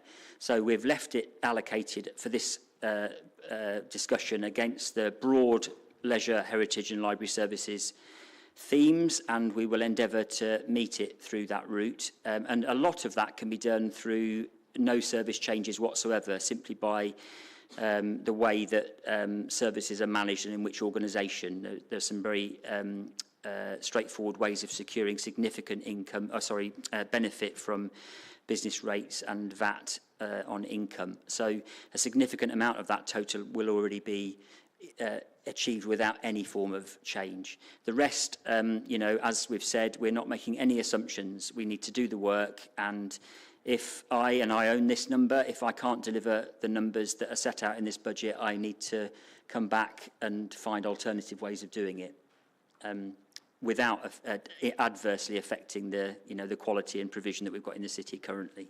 So I hope that reassures. Thank you, Adrian. Co-opted member Nick Sanford. Yeah, I've just got one supplementary question on that. I'm conscious of the fact that before the COVID pandemic, quite a number of these services in the libraries, leisure, heritage section were actually delivered by a trust, and I understand that was quite successful. Have you looked again at whether it is in the interests of the council in terms of financial sustainability to continue to actually own these services, or would it be more advantageous to look again at a trust? And I'm actually thinking there are trusts that are called industrial providence societies, where you can actually. Is that your question, Councillor Sanford? Can you just get to the question? Okay, thank you. Have you looked, for instance, at industrial providence societies where you can actually have representatives of the consumers and of the employees actually on the board of the trust, so it can actually be quite an inclusive way of managing things? Yeah, I'll be brief. So yes is the answer. However, we need to make sure we're prioritising our efforts on the right things, and for the very short term, by continuing the current arrangement, but placing these services within the subsidiary of Peterborough Limited delivers the significant financial benefit I described a moment ago, from NNDR relief and VAT relief, which means that we can then focus perhaps initially on the Aragon services and the significant savings there that we've spoken about. When it comes to considering the long-term future of libraries, leisure and heritage, absolutely be assured, and this is the desire of the Cabinet Member too, that we will explore all options. And it may be that the status quo is the right outcome. It may also be that we look at all sorts of other options, including cooperatives, industrial and providence societies, trusts, charities, and indeed maybe even exploring what the commercial sector can provide. So everything will be on the table at the right time. Thank you for your answer there. Councillor Ali. Thank you, Chair. This is a two-part question. I think it's linked. Probably the first part probably goes to Stephen Taylor, and the second part, combination of Stephen Taylor and John Gregg. On page 43, you've got preparing and enabling for adulthood, and it talks about a really cool project which works with children in children's services and tries to preempt their demand on adult social care, recognising a saving of £850,000. If you go a couple of pages down, you've got the house project, which sounds like it's doing something very, very similar and also recognising a saving of £400,000. So the first part of the question is, how do we track this £850,000 saving? I guess the work that we do is going to aim to reduce the demand on adult social care. How do we actually track that the work that we're doing is reducing the demand on adult social care? That's for Steve. And then the second part is, are the two directors talking about the work that they're doing, and if there's any overlaps and if there's any duplication? Thank you. Councillor Kayam. Yep, I'd like to thank the councillor for their question. The first one was in reference to the savings, the projected savings of around 750,000. Again, we're going to refer to the fact that we have invested very heavily in innovation, and there are a couple of work streams that have been identified in order to optimise this. And part of that is obviously service mapping and gap analysis, engaging with stakeholders that are directly working with these user groups, including with the DWP, the NHS, adult social care, and commissioning services and delivery of projects as well. So that is based on insights that we're gaining in the way of evidence from these work streams and stakeholder engagement and evaluation of progress. Now, there is an obvious overlap with children's services, especially with our care leavers, because these are that population of residents who are transitioning exactly from children to adult social care. There isn't a duplication of services, but it's about making the system more efficient and looking at savings to increase the quality of what we provide, and exactly to avoid the need for duplication of services, improving the quality of life of those residents, and also ensuring that these children or vulnerable group of people are best placed, and increasing, which we're quite low at actually, the employment uptake in this population, to increase the uptake of those vulnerable residents ready for employment. But I'd like Stephen and perhaps John to further elaborate on that. I think that was a really good description by Councillor Kayam. I think in terms of tracking, I think that's a really good point. The way that we track it is by, obviously it's focused on children who are coming through transition who are eligible for adult social care services. I think the work that we do is to intervene earlier with people and to try and reduce the costs by focusing on dependents going into adulthood, so reducing the costs that they would have been when they become adults, by work that we do with them kind of pre to them becoming 18. So by focusing on independence, things like job coaches to get into employment, things like accommodation. So we're doing a lot of work around supported living with the market. So we've got about 71 additional placements coming online around kind of supported living. So it's about reducing those costs so that when they hit adulthood, it's a reduced cost to the system, and it gets rid of that need for a lifetime of care. We try to get people at that key part of their life into those more independent, services, more independent lives than they would have done. I think on the point of the house project, I think it's a slightly different group of people. So the people that we're talking about in transition are children who are eligible for adult social care needs when they hit 18.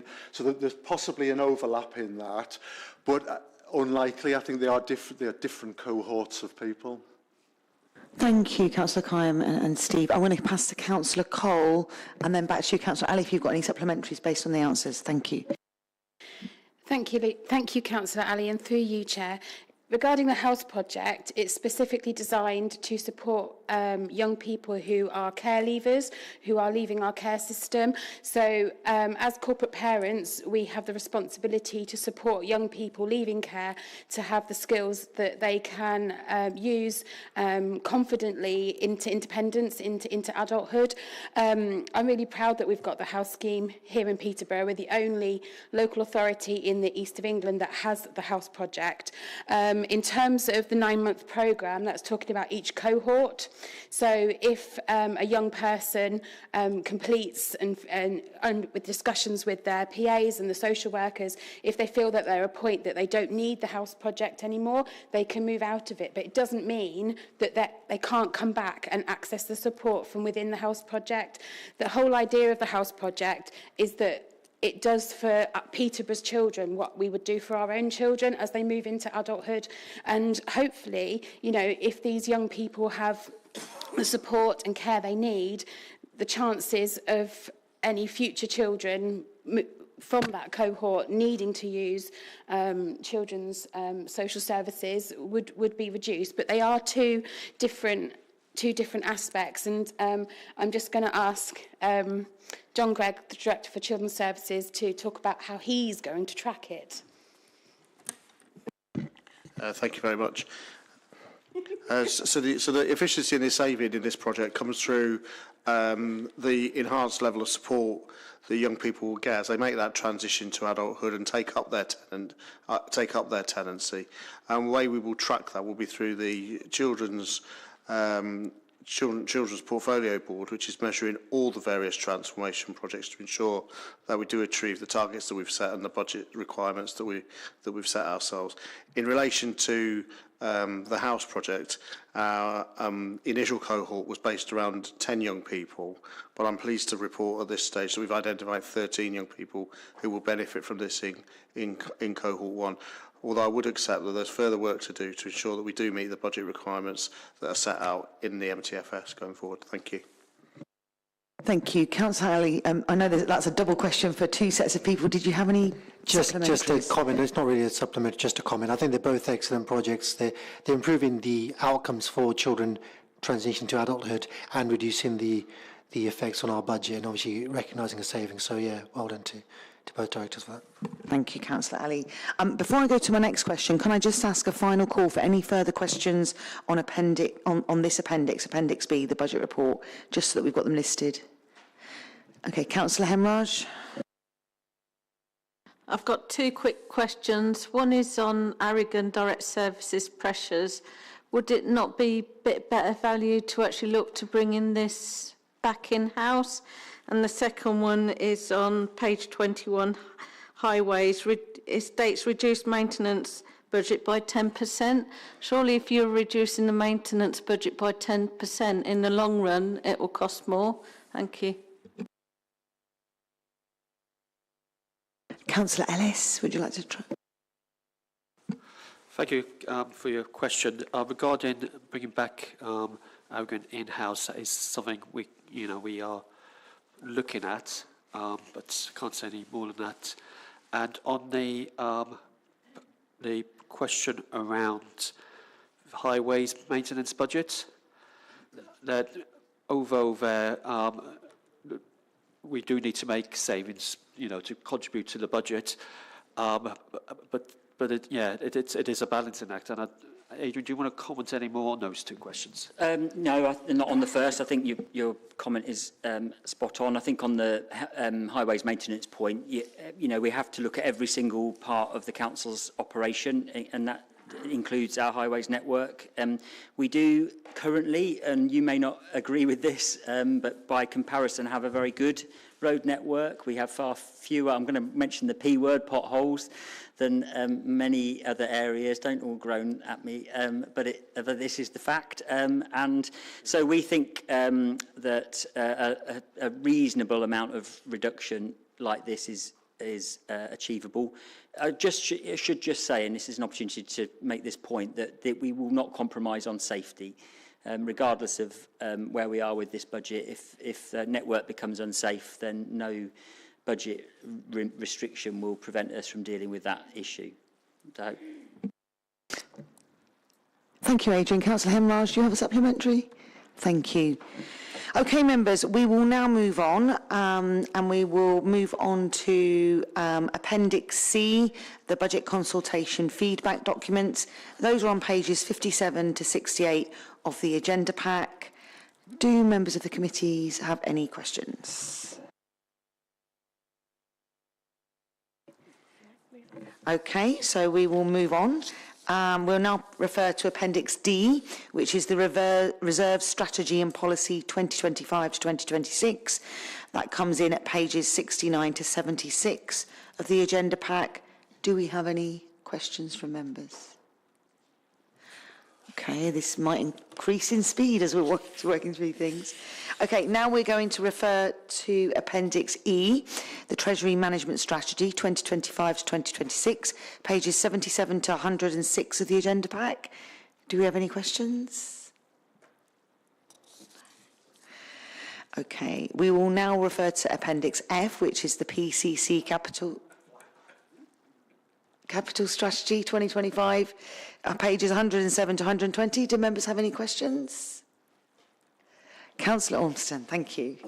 I'm so sorry. There's just one reference to the regional pool, and that's, I assume, in regards to demolishing it.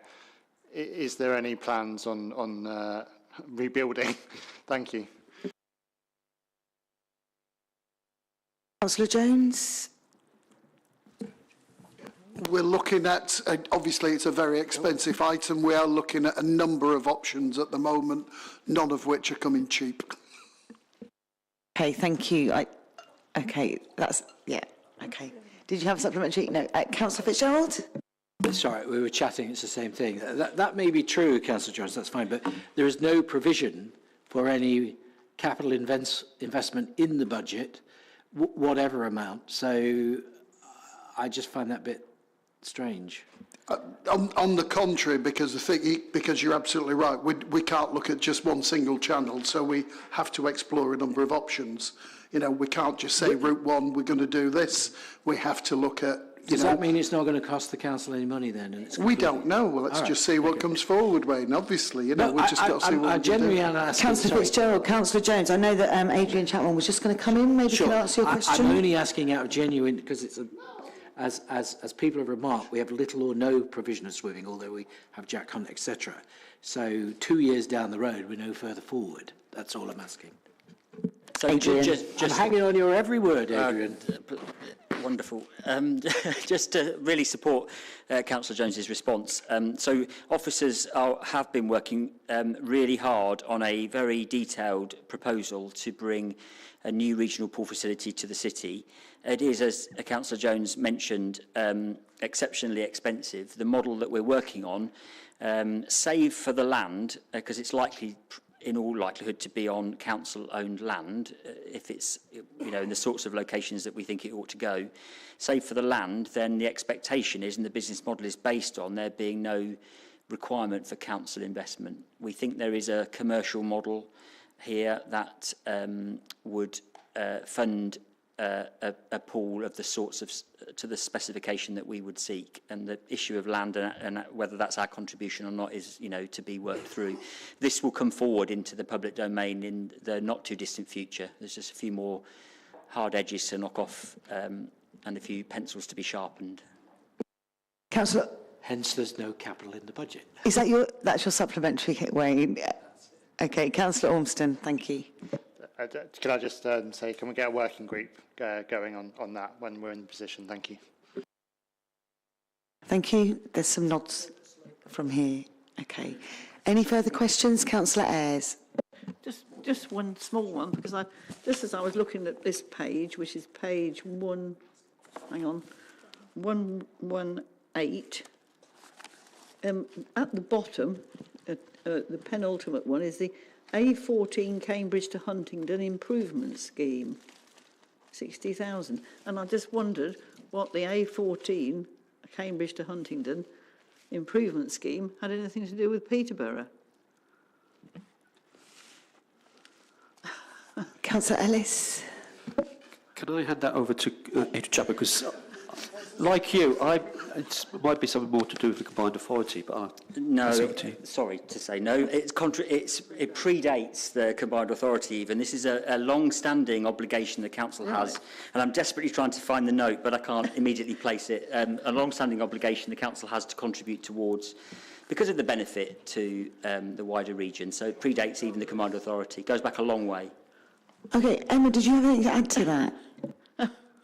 I think it's the same as what Adrian said. My understanding is it's a very small contribution I think we make towards that scheme. I think it was a long-term agreement. It seems to have a figure of 60,000 on it or something. Yeah, you're correct. Councillor Ayres, did you have a supplementary following that information? I just didn't know what it was. Okay. It's got 60,000 and I thought better ask. Okay, so that was clarification. Are there no previous cabinet members that might be able to elucidate from this side of the room? I think it may well be the ex-Conservative administration that may be able to answer Have you got a question, Councillor Hogg? Just trying to help the situation along. I think it's older than me. Thank you. Are there any further questions on Appendix F? Councillor Howard. It's a kind of question. I just want to check, do we need to note any recommendations? Because it feels like we've made a couple of recommendations tonight, one being a working group for the swimming pool, and the other being to perhaps put through FSWG, the libraries, and maybe even the museum. So do we summarise that at the end, or do we need to? Yeah, so at the moment we've already noted the task and finish group as an action, so those things can be actions. If there are any recommendations, I will ask at the end if anybody's got any recommendations. So, and do be, as I've said at the beginning of this, do think about the wording around them. If you're going to put a recommendation in, be thinking about it now. Okay, thank you. Cheers. So are there any further questions on Appendix F? No. Okay, so now we will refer to Appendix G, which is the Peterborough City Council Asset Management Plan Update 2025. This is on pages 121 to 138 of your agenda pack. Do members have any questions? Councillor Fox. Thank you, Chair. My question, clarification really, is towards the end of 133 page, the second from the bottom, it says plot of land on Stanlenham Way near Stanground Academy. Now, we've got there's a Stanley Way in Warrington, but I haven't heard of a Stanley Way in Stanground. Could somebody just clarify if that is correct or if it is Warrington? Thank you. Thank you, Councillor Fox. I'm looking around. I've just been advised that we'll take that one away and double check that for you and find out, because I'm aware of Stanley Allen Way in Warrington as well. So, yeah. Okay, thank you for that. Thanks. Okay, any further questions? Councillor Sanford. Oh, you've promoted me to being a councillor again. Thank you. Sorry, Alderman Sanford. I'm really sorry, Alderman Sanford. Okay, I was looking at. I certainly qualify on that one, yeah, definitely. On page 135, it's under carbon reduction. It says the property and environment teams are working closely to identify where energy reductions could be identified. Can I give you an example that's not specifically mentioned? What about the town hall? Because could I just ask what the intentions are for the town hall? Because it's appallingly insulated. It must be costing the council tens of thousands of pounds in terms of energy. All the meetings seem to have been transferred over here. So could I just ask, what is the town hall for, and what is the council's intentions with regard to it? Thank you, Alderman Sanford. Just passing on to Councillor Jamil.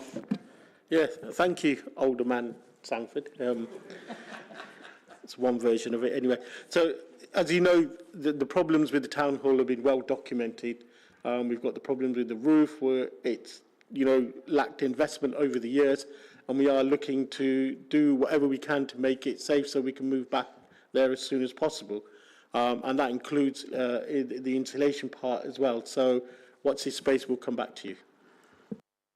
Thank you very much. So just ask a quick follow-up on that. We're talking in the previous section about the capital programme. So if you are intending to continue to use the town hall and bring it up to an acceptable standard, then how much is that going to cost? It's difficult to say how much it's going to cost at the moment. We've still got surveyors out there looking. So as soon as we have a price, and I think it will come back to the Financial Sustainability Working Group to see what we can do and how we can fund it. Thank you. Councillor Wiggin. Thank you, Chair. I think Alderman Sanford has covered my first point about the town hall and its future use. My second point was in the list of assets a disposal programme on page 131, 132, 3 and 4. There's a section on the disposal of the football ground. I just wanted to confirm what that actually is, because I'm assuming that's a part of the football ground that hadn't already transferred over.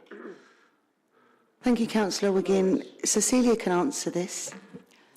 It's not, it's not actually a disposal. It's just a debt due to the council on the capital receipts list. So there's no further disposal plan there. So that just refers to the schedule of payments that was agreed for them to pay forward? Yes. Thank you. Thank you. Councillor Hogg. Yeah, they're not paying, are they? So I've been asking this question backwards and forwards in all sorts of places. I'm not really getting a clear answer, which makes me even more worried the more times I ask it. So the Good Shed, the Vine project, should I say, we're essentially throwing the best part of £2 million at a company with some track record, admittedly, but not a huge amount of track record, and certainly not track record with this council.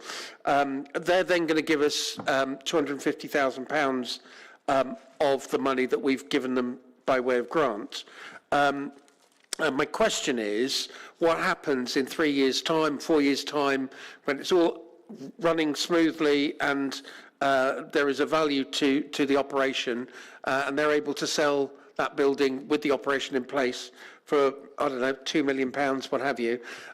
Do we get clawback? Does the grant get paid back?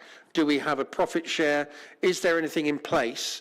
Or are we essentially just saying that we are giving £2 million to a commercial organisation to make a profit at some later stage? Thank you. Councillor Jamil. Councillor Thurburn. And then... Thank you, Chair. I've spoken about this a couple of times. We looked at scrutiny. We give some best we could, but Adrian's not had a chance yet, so we'll give Adrian a crack at this one. Thanks. We are following some discussion at full council last week. We are preparing a briefing note on this to come into FSWG, actually, so that may help, and I'm very happy to share that widely across the whole of the council group. But just to try and summarise really where we are. So the goods shed's an important part of our regeneration scheme for this part of the city centre. I think everybody agrees it needs to be brought back into use. It's a costly regeneration project. It's unsafe to go inside, but I've seen the pictures. It's pretty treacherous, and it's going to need an awful lot of money. And I think my view is the worst thing that we could do is to flatten it and then put some shiny new box on it. I think it's worth spending for its heritage the right amount of money. We've happened upon an organisation through a proper procurement process that's got some experience in operating what we have a vision for in that location, which is one of the modern sort of food courts that you see up and down the country and across Europe. So communal dining, lots of small street food retailers around the edge, some touchdown space upstairs, and if it flies in the way, and I think it will, that the shed has done since it was taken over, I think we'll be doing very well as a destination point. But to achieve that, and to achieve the vision we've got for Fletton Quays, or to continue the vision we've got, it needs investment. And it happens that we have the opportunity through Towns Fund money. This is not council funding, this is Towns Fund grant that we can only use for this purpose, or it has to be returned. We have an opportunity to support that project up to the subsidy control limit of the 1.9 million pounds that you're describing. It's quite normal to do this sort of transaction in the regeneration world, as long as it delivers the objectives. And even though it's Towns Fund money, we treat it as our own, and it has exactly the same controls that you would expect us to put in place if it were our own funding. It's still public money, so the requirements set out in the grant agreement will be extensive.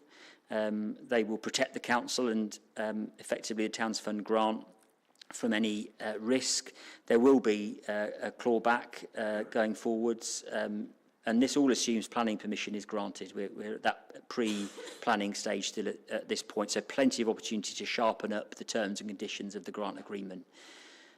So yeah, think perhaps beyond the immediate to what we imagine will be a fantastic venue to go alongside the rest of the Fletton Quays offer, and the new bridge that's going in across the Nene to connect the university.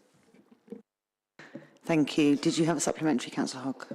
I do. So there are two other kind of white elephants that we are currently looking at, and one is the TK Gaps building, and one slightly closer is the Hilton Hotel. We seem to have had a number of interests in both the buildings that then quickly kind of runs away. And I'm just wondering what are the possibilities of actually getting rid of these buildings with our reputation intact, I think is the best possible way of describing it. I think Adrian's going to come back on that, aren't you? Yeah. I'll come back on the TK Maxx building, and perhaps Cecilia might want to comment on the Hilton. So on TK Maxx, it's not quite true that people have walked away.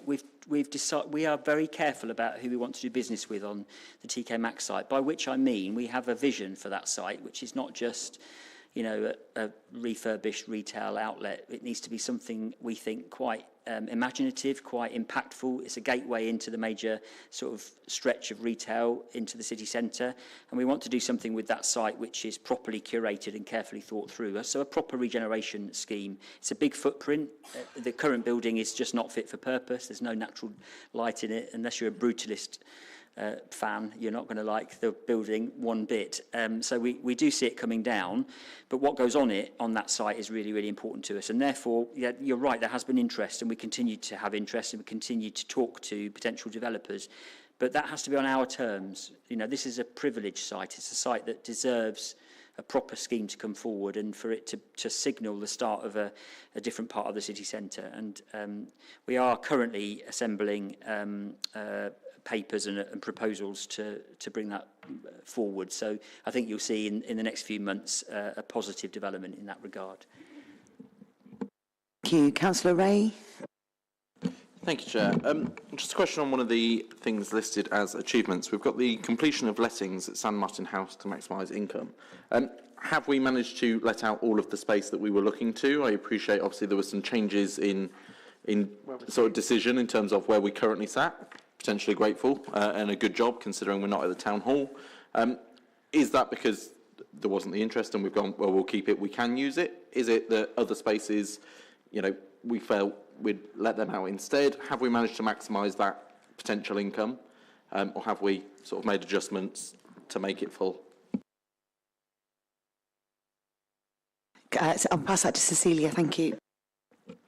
Thank you. And San Martin House is prime city centre location, and it's important that we get the right kind of tenants here, and also the floor space is expensive to make it worth renting it out.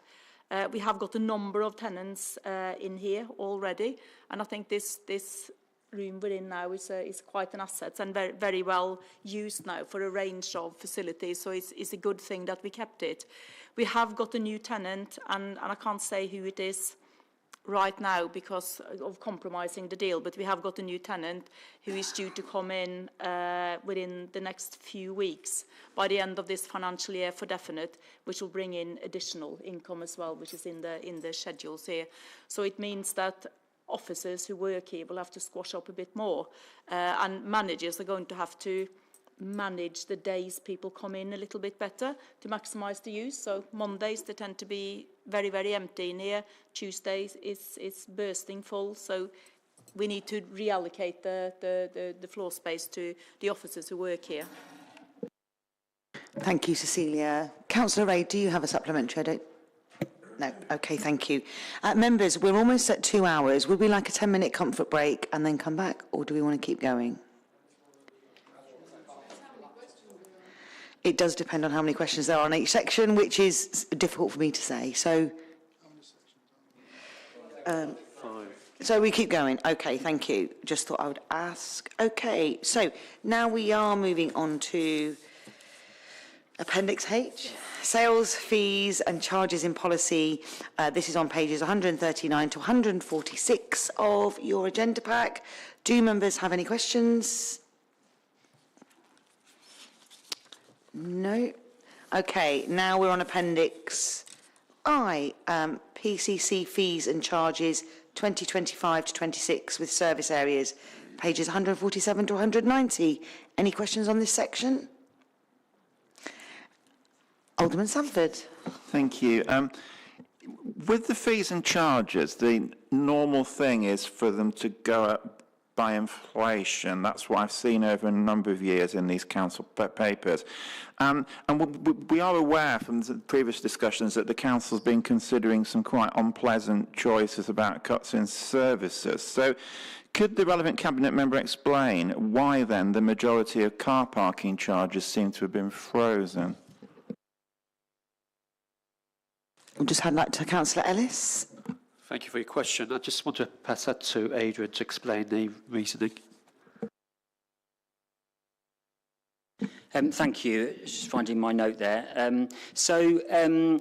Members might recall some fairly hefty car park charges increases last year, and that followed a piece of work that was done for us by an organisation that benchmarked our charges against most of the councils up and down the country, and also private car park providers. We repeated the same exercise this year and asked for that work to be reviewed, and the benchmarking showed that partly that as a result of those charges still being about where they need to be, and partly because we've seen a small decrease in our car park usage compared to what appears to be at least static visitor numbers into the city centre, means that we've left car parking charges in the main as they are. There are a couple of car parks, and Councillor Hogg in particular has been incredibly helpful in identifying some opportunities that we are just re-exploring. But in the main, our view is that we should retain car parking at the rates they are in order to support city centre economy. Councillor Jamil would also like to respond. Can I just add to that, that we also don't want to price people out of the city centre as well. So the idea is to encourage. So if we put the fees up too much, people stop using and we lose income. So we've had a couple of years of hefty rises, so I think this year was felt that we'll give it a break on this one. Thank you. Nick Sanford, do you have a Just got a supplement? supplementary question on that, yeah. If you look at page 151, it shows those areas of the city where there are residential parking schemes. Some of the increases there are quite swinging. There's an increase of 20%, 12%, 12%, 16%. So given your general ethos of freezing parking charges, why have those ones been increased so dramatically?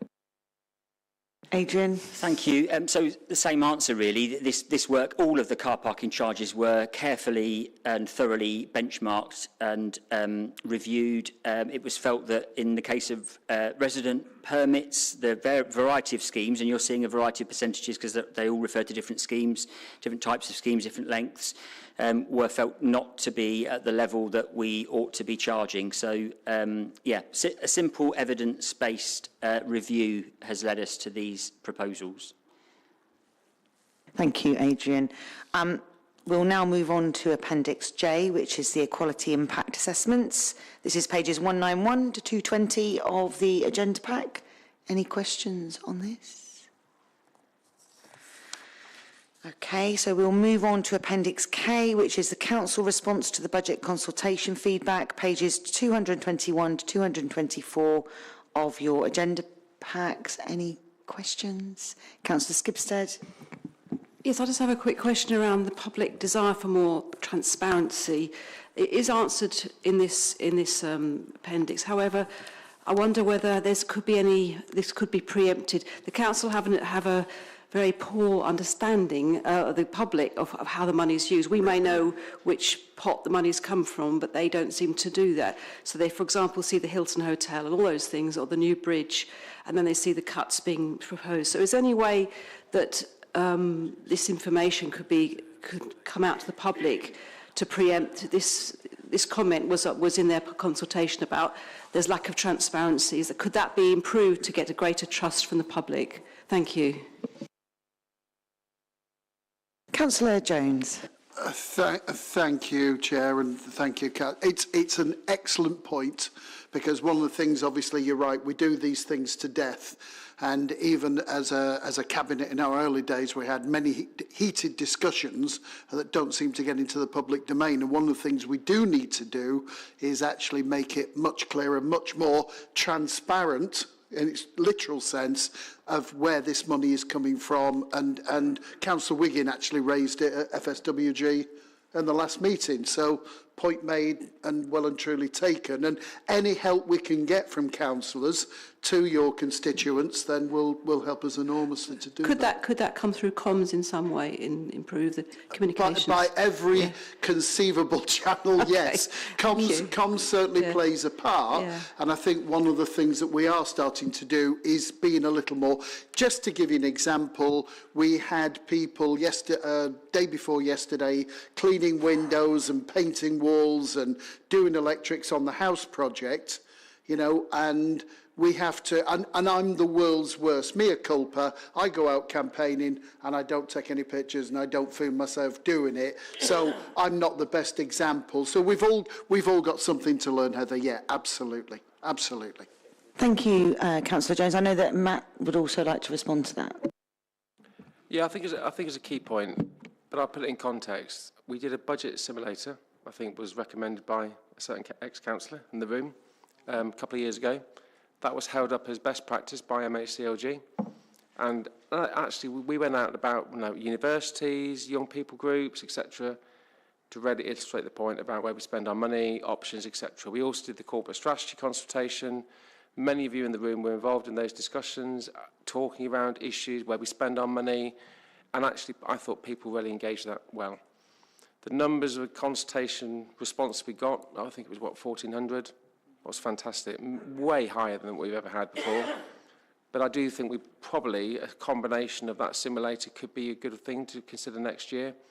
And also the comm stuff that we do in the sort of, a day in the week, if you like, of the council and what's going on, I think has gone down really well by the comms team. And I really like the visual nature of the comms team talking about things going on across the city, in the last week or so. So it brings to life what we do, because you still find a lot of the public don't really understand what councils do, and you'll get that on the doorstep when you speak to residents. So I think there's lots of things that we can do, and we'll take that away. It's more than happy to. It's a good point. Yeah, Councillor Jones wants to come back in. And the thing is as seasoned politicos in the room, how many times do we have to say something before it gets through? And I think the average is about 8 to 1. So, we're just got to keep saying it and saying it and saying it again another 4 times. Thank you. Councillor Skipser, do you have a supplementary, or you're okay with that? Brilliant, thank you. Any further questions on Appendix K, sorry? No further questions. So we will now refer to Appendix L, which is the dedicated schools grant and schools budget for 2025 to 26, pages 225 to 238. Do we have any questions on Appendix L? Councillor Ayres. Yes, just on page 229, yes, that does fall within it, of course. I looked at the early years block, and the only comment I have is that the 2-year-old rate and the under 2-year-old rate have sort of increased by 1%, which seems extremely small. But probably there is no more money. Could you perhaps, because we are obviously very interested in getting the very young children into schooling, aren't we? Councillor Coles. Thank you. I believe that the rate set for 2 to 3-year-olds isn't actually set by the council, but I will either check with John, Greg or Cecilia if they can confirm either of that. Yeah, just confirm, Councillor Cole is correct. We don't set that. We don't. Yeah, sure. I just thought I would comment that it does seem very low, and it may cause some difficulties with the people who are running the nurseries. Okay. Is there any further response from that? Or? Thank you, Chair, and through you. So I know in conversations that I've had with EYFS service directors that they are fully engaging with all the nurseries across the city to ensure that there's enough spaces for our 2, 3 and 4-year-olds, especially as they are entitled to their 30 hours funding and the other changes to EYFS provision that have been brought in the last couple of years.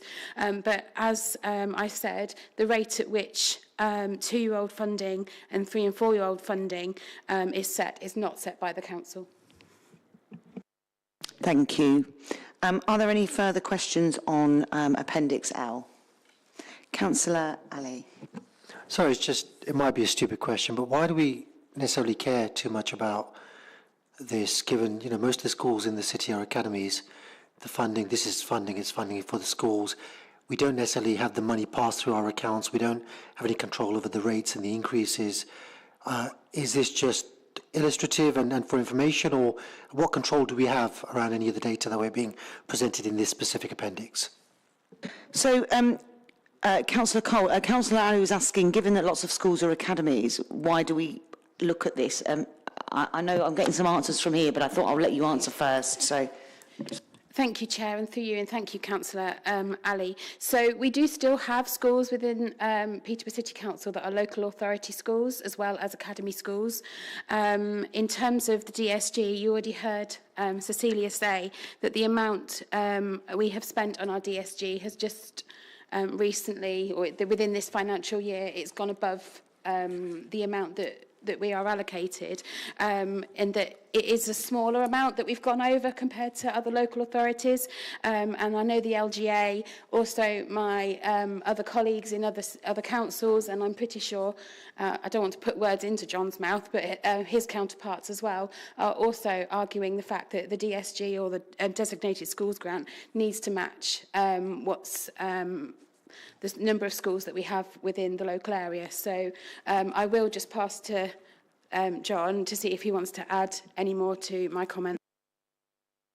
Yeah, thank you. I think I would say we care because although the money is passported directly to academies, where that is the case, we still have to work with all schools in the system, whether they're academy or otherwise, in determining pupil places, numbers of admissions, and that drives the overall budget for an individual school. That's laid out the second half of the appendix, which outlines how much each school is getting. In relation to the high needs block of the DSG, the local authority is responsible for determining how that is spent and where that goes. So you'll be familiar with the conversations we've been having about the growth of Neengate, for example, as DSG Capital, for example. And then the third bit is that the early years block of the DSG is awarded to on the basis of take-up, and the local authority oversees that process, and that's why we need to be cognizant of that. Thank you for your question. Thank you. Okay, so if there are no further questions on Appendix L, we will now refer to the supplementary report, which includes the improvement panel's comments, and this was sent as a supplementary pack in an email. Do the questions have any questions on the improvement panel's comments? Councillor Ali. So my apologies if I've missed it in the pack. I know we've got like a statement around what we want in terms of reserves, but one of the comments in the supplementary pack was around the fact that we'd identified that there's a very low level of reserves. We've talked about this at FSWG. It's obviously something that's concerning to not just members, but also the improvements panel. I may have missed if we're targeting a percentage of total expenditure as a reserve amount. I'd expect that to be around the 10%, maybe the 7%. We're nowhere near that at the moment. Do we have plans? Do we have a target, and then do we have plans towards getting back to that target, given we're down to about 5 million? I'm going to pass you over to Cecilia. So, apologies, some of you will have heard me saying this earlier when we did the briefing. It's the general fund reserve, which is the un-earmarked, ring-fenced amount. That is the safety net of the net revenue budget. There is no statutory minimum anymore, and part of my job as Section 151 officer is to, the Section 25 statement sets out my view of the robustness of the budget and the level of reserves. Our reserves, the general fund reserve, we have built up to 5% of the net revenue budget. So we started out in this financial year with general fund reserves of 11.3 million, which is broadly 5% of the net revenue budget. Because we are forecasting a £5.4 million overspend at the end of Q3, we would have to fund that from general fund reserves, which will then take reserves down to 5 million, which is far too low for comfort. So, and doesn't give me the confidence that we have robust levels of reserves, and the improvement panel quite rightly have raised their concerns about that. So it is absolutely essential that we rein in expenditure in the final quarter of the financial year, get the overspend down under control, ideally come in within budget so we don't have to fund that overspend from reserves. If that happens, we still have reserves around about 5%. 10% is probably, I can't see that we're ever going to get to 10%, and I'm not sure that's even necessary for local authorities in the kind of financial environment we're operating in now. But for me to be comfortable, and for you as members to be comfortable, we should have 5%, and that's what we're striving for. So the key to get there or back there again is to rein in the overspend, the in-year overspend, so we don't have to use it. Thank you. Councillor Ali, do you have a supplementary? Yes, I do. So the second part of my question was what steps or what kind of plan have we got in place to try and get back to levels that would make the improvement panel and us members more comfortable? So that is what I just said. We need to rein in overspend so we don't spend £5 million of the 11.3 we started out with. If we don't have to dip into reserves at the end of this year, we will still be at 11.3 at the end of this financial year. And if we in the event of coming in with an underspend, whatever the underspend would be, would go back into general fund reserves as well. So the plan is to address that is to rein in expenditure in year. Thank you. Thank you, members. As there are no further questions, we will move to the recommendations included on page 3 of the main agenda pack. And the recommendations are as follows. It is recommended that the joint meeting of scrutiny committees reviews and considers, first of all, the proposed revenue and capital budgets for 2025 to 26, a proposed council tax increase of 4.99 in 25-26, 26-27 and 27-28. The robustness statement as per section 25 of the Local Government Act, and the medium-term financial strategy 2025-26, 2027-28, and accompanying strategies set out in appendices A to M. Are members happy with those recommendations, or does anybody want to put any recommendations forward? We're agreed. Oh, Councillor Howard. Councillor Howard. Is this where I bring in my recommendation? I think it is, Councillor Howard. Right. How about to review progress and plans for the museum and libraries to come through FSWG on a regular basis? Or something like that. Councillor Howard, that can be taken as an action. It's not necessarily a recommendation. Fine. But is that okay to take that as an action? Yeah, I'm so you close, were so aren't close. I? Yeah. Nearly. Thank you. Okay. Okay, any further comments on that? Are we happy with those recommendations? Are we agreed? Agreed. So we're agreed, Charlotte, on that. Okay. And then we're going to move to... we can move on, can't we? Yeah. Sorry, I thought I hadn't done something then. Okay, we're moving on to agenda item 5. This is the updated corporate strategy 2025 to 28, included at pages 239 to 254 of the agenda pack. Councillor Jones, would you like to introduce this report, please? My pleasure, Councillor Day. Thank you. Good evening, everyone. Today I'm happy to share the updated corporate strategy 2025 to 2028. This refresh helps us to stay in tune with the changing needs of our city and its residents, whilst also seizing the opportunity and tackling challenges. Since our last strategy in 2022, Peterborough has seen a lot of changes. We've grown quickly, attracting new investment like the Odeon IMAX cinema and the upcoming Fraser's department store. The third phase of ARU Peterborough is now open, focusing on higher paid careers in STEM and green technology. We're facing financial constraints and increasing demand for services. To address these, we've updated our strategy to make sure our priorities are achievable within our medium-term financial strategy. We've also taken valuable feedback from the Shaping Our City consultation, which took place during September and October of last year, and reflected on this. In this version, you will see greater emphasis on the city centre, culture and leisure.